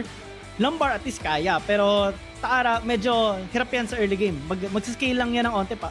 Subukan niya magpakunat, ganyan. Subukan niya mag-level up. But on the side of Imperial Esports, babalagbag yan. Knowing how they play, knowing how they perform over the past 2 games, they're gonna be looking somehow, some way to establish good early game control. Yes, that is so true. And yung binanggit mo kanina dito na yung Raz, siguro kung sino man yung kakawawain niya dun sa mid lane, ewan ko na lang, no? Siguro it's gonna be much safer kung si not really Telanas, definitely Telanas gonna be in a bad spot kung kaharap niya dito si Raz, but then again, I think it's best to just tower hug kung ito yung kaharap mo. Kasi pwede kang rising uppercut dyan, susurpresahin ka na lang dito ng power surge. So you do not want to be in that position na ikaw yung talagang matutulak-tulak din dito ni Raz. So yes, I think we just have to find out, especially medyo tricky yung naging composition or yung draft dito ng Team Imperial Esports. So I don't know sino yung pupunta sa ganitong lane, pang saikuhan eh. Well, most probably, Joker's gonna be, sa may Abyssal Dragon lane, while Tachi, I think Kira is gonna go on the jungle probably, but sometimes, ito yung maganda kasi sa mga flex picks eh. Pwedeng palitan nila yan, but actually, in this case, down 9, Kira is gonna be on the jungle, while Sophia Nicole is gonna be in the mid lane, but of course, as always, this is AoV, laging nag-group up yung mga tao. After they clear a wave, lipat na agad. So, it's really, kumbaga, everyone's roaming. And ayun na nga, sorry, si Telanas pala yung nasa side ng Team Endgame, no? So, yes, it's a good decision na ang nilagay pala nila dito yata is si Violet sa mid. And now, they got the position into the Spirit Sentinel na makontest nga yung area na yan. Ang ganda ng ikot dito ng Imperial Esports. Yeah, Imperial Esports, this is how they play. Very efficient, very smooth overall.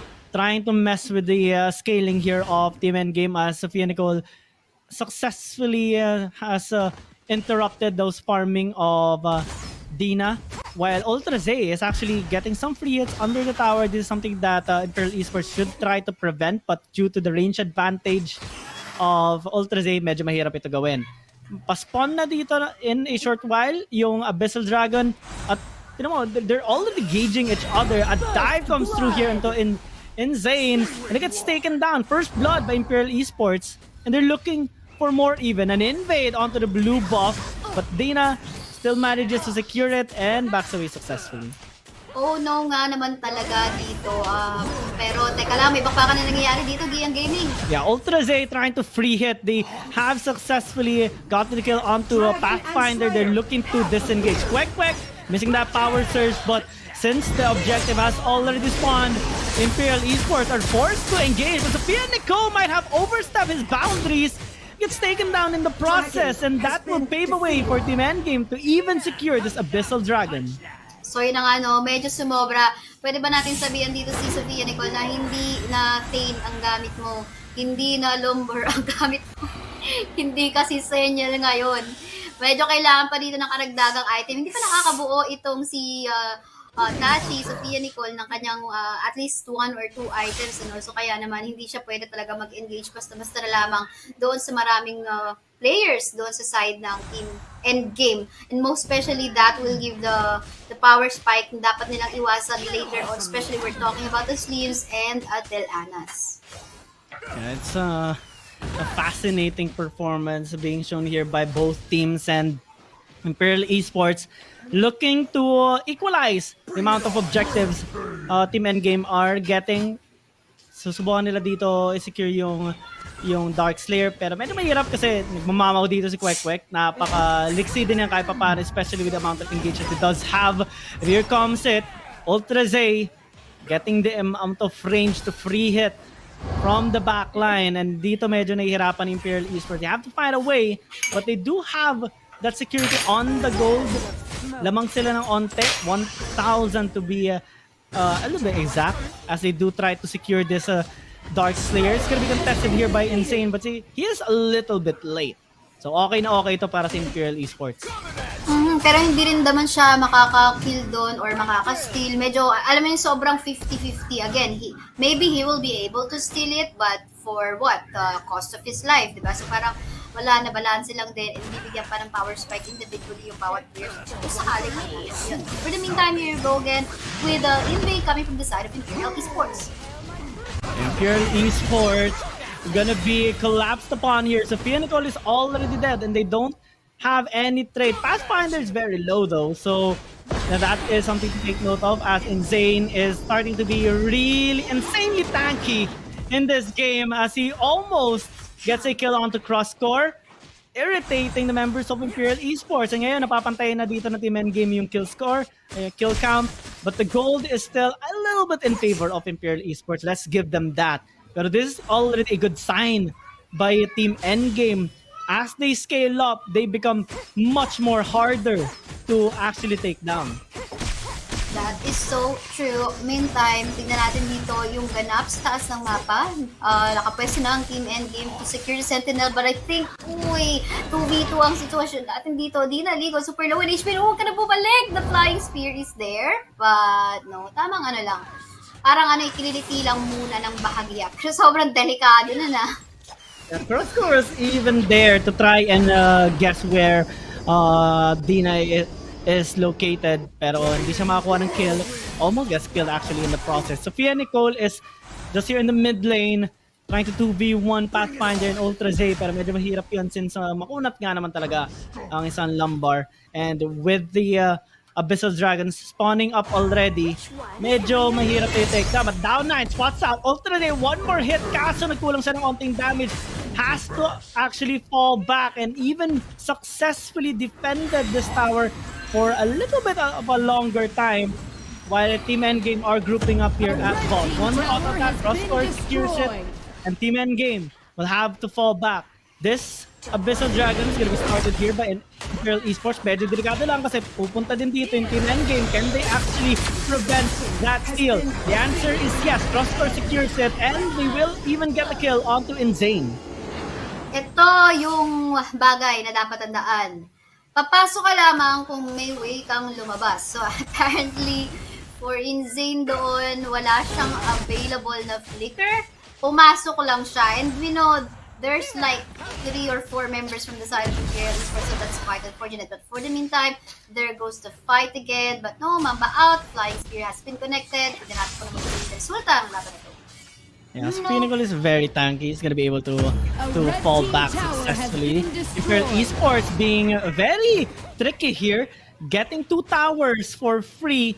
No contest this time on defending that top lane tier 1 tower. They can actually transition in the mid lane or might even go for the Dark Slayer, but in 55 seconds, things are gonna be switching up to Holy Dragon and Infinite Slayer. So medyo mahirap na yung ganito. Kailangan talaga mas ayusin pa dito ng Imperial Esports and Team Endgame, because every contest will mean something. Every kill will count.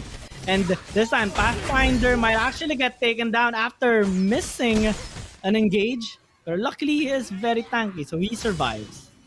Tamang tower hug muna talaga dito. Tamang farm lang muna ang Team Endgame kasi wala talaga silang magagawa ngayon. Mukhang dinala rin ng Imperial Esports yung natira nilang tore sa Game 1, sa Game 2 at binuo nila dito dahil again wala pang nababagsak na tore. Insane, delikado ang lagay ulit ngayon, but no, this is the Ara we're talking about, so he'll be safe.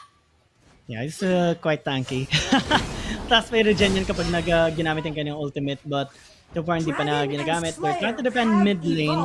This is the best thing that Team Endgame can do, but as of the moment, Imperial Esports are going to be upping their game by taking this Infinite Slayer. Might even be the Holy Dragon, as they do want to scale up even better.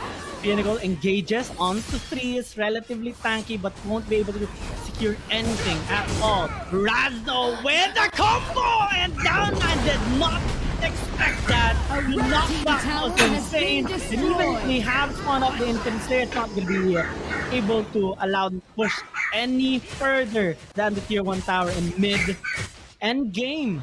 With a fantastic Raz player here. 2-0-1 on the scoreboard despite the struggle that Team Endgame is having. Yes, for sure. Baka kwek-kwek yan. But eto na nga yung sinasabi natin dito. Fast clearing din kasi itong si Ultra Say on his Talanas as well as itong si Dinaligo on his sleeve. So kaya naman, pag hindi talaga nakakuha ng pick-off muna ang Imperial Esports, medyo mahihirapan silang mag-push. We're talking about the late game capacity na kasi ng isang Talanas as well as ng isang sleeve. So they have to find a the flip coin can still possibly happen just like what happened a while ago. Yeah, grabe talaga dito yung pinapakita ng parehong team nito. It's a 2K gold lead but not really that much. Team Endgame can still scale up pretty hard. So Imperial Esports are giving their respective respects here as the Holy Dragon is being started here by Team Endgame. They're gonna be contesting mid. Mahirap ito kasi pag nasetan sila, napakasakit ang damage sila. But now, Pathfinder gets obliterated! And that was a little bit unexpected here by Team Endgame, knowing that he's one of the tankiest member aside from Insane. And because of that, they can't actually that much contest this Holy Dragon. And nasa taas pa si Insane. So sino na ngayon magde-defend dito? They go in once again.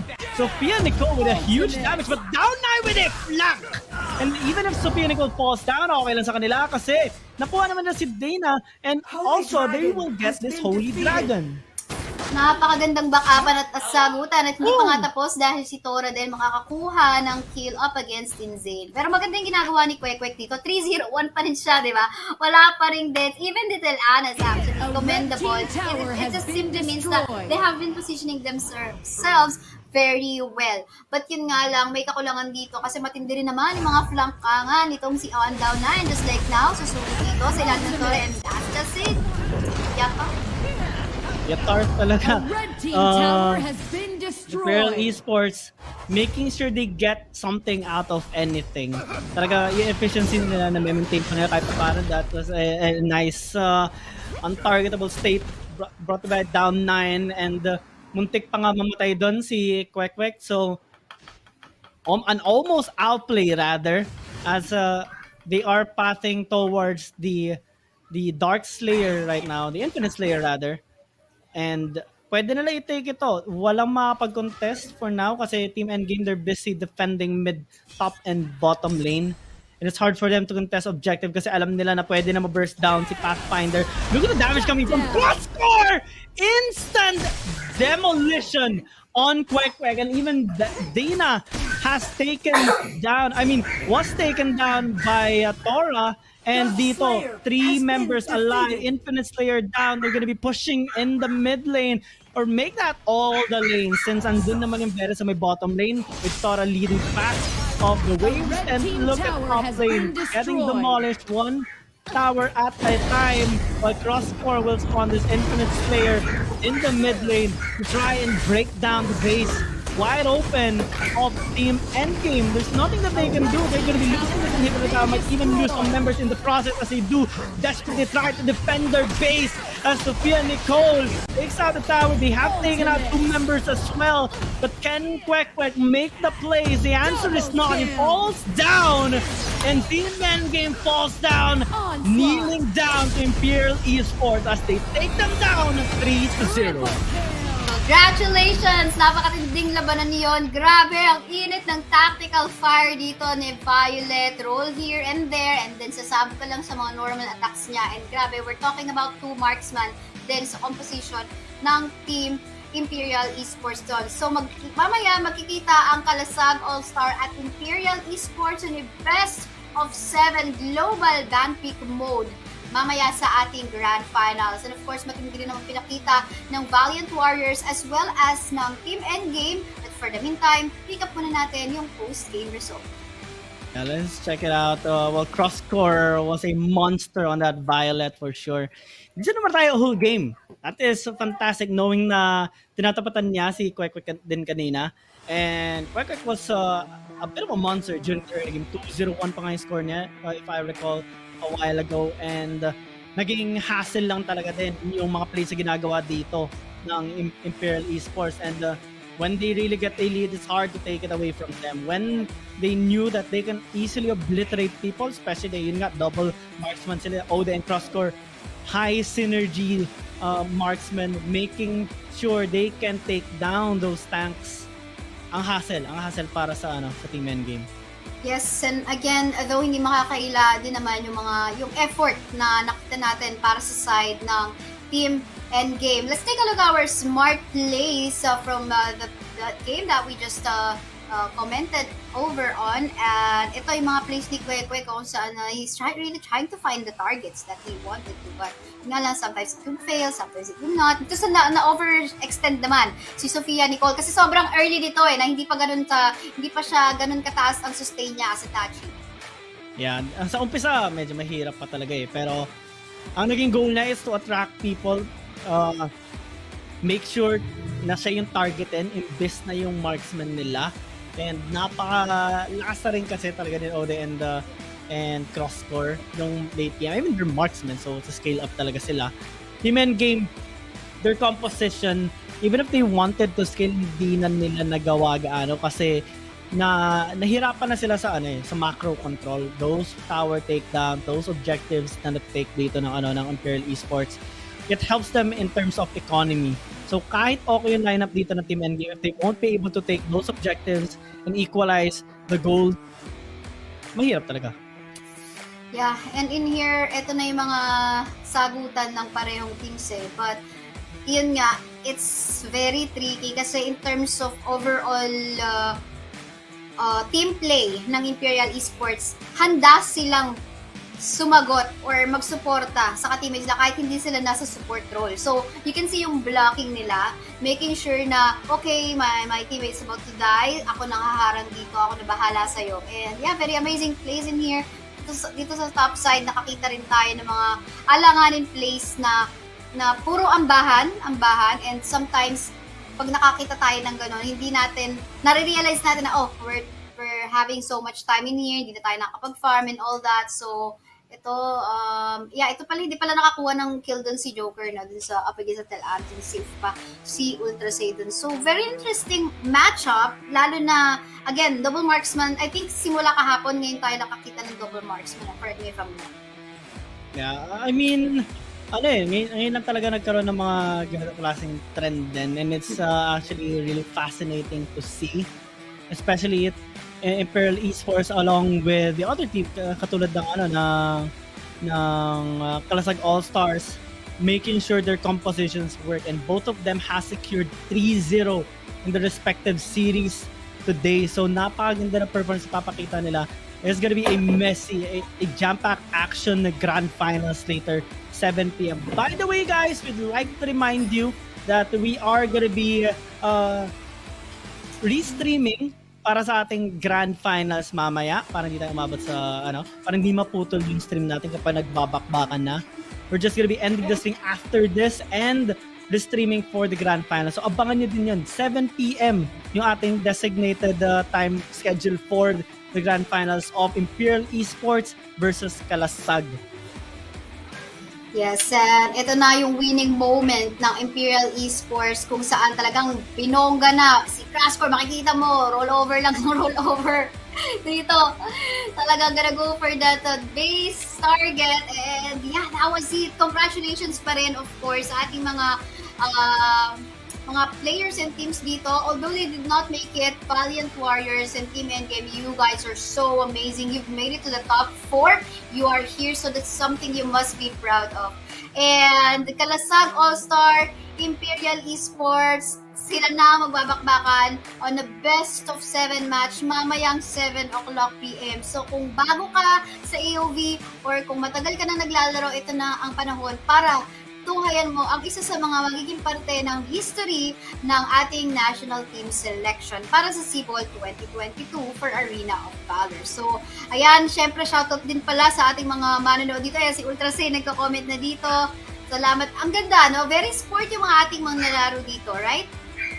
Sobrang sporty nga sila. And I want to commend everyone that has participated in this tournament, the SIBOL 2022 National Team Selection, kasi even if hindi sila makaabot sa Grand Finals, even if they have lost in some of the elimination rounds, okay pa rin na ginagawa nila. Even if just their love of the game means so much already. Their support in this amazing event already means a lot, and I think that's what it's all about. And tingnan natin mamaya kung ano ba talaga mangyayari between Imperial Esports versus Kalasag Allstars. We're just gonna be heading down to a break. See you later at 7 p.m. We are your shoutcasters, Gilang Gaming and Kaisaya, saying bye for now.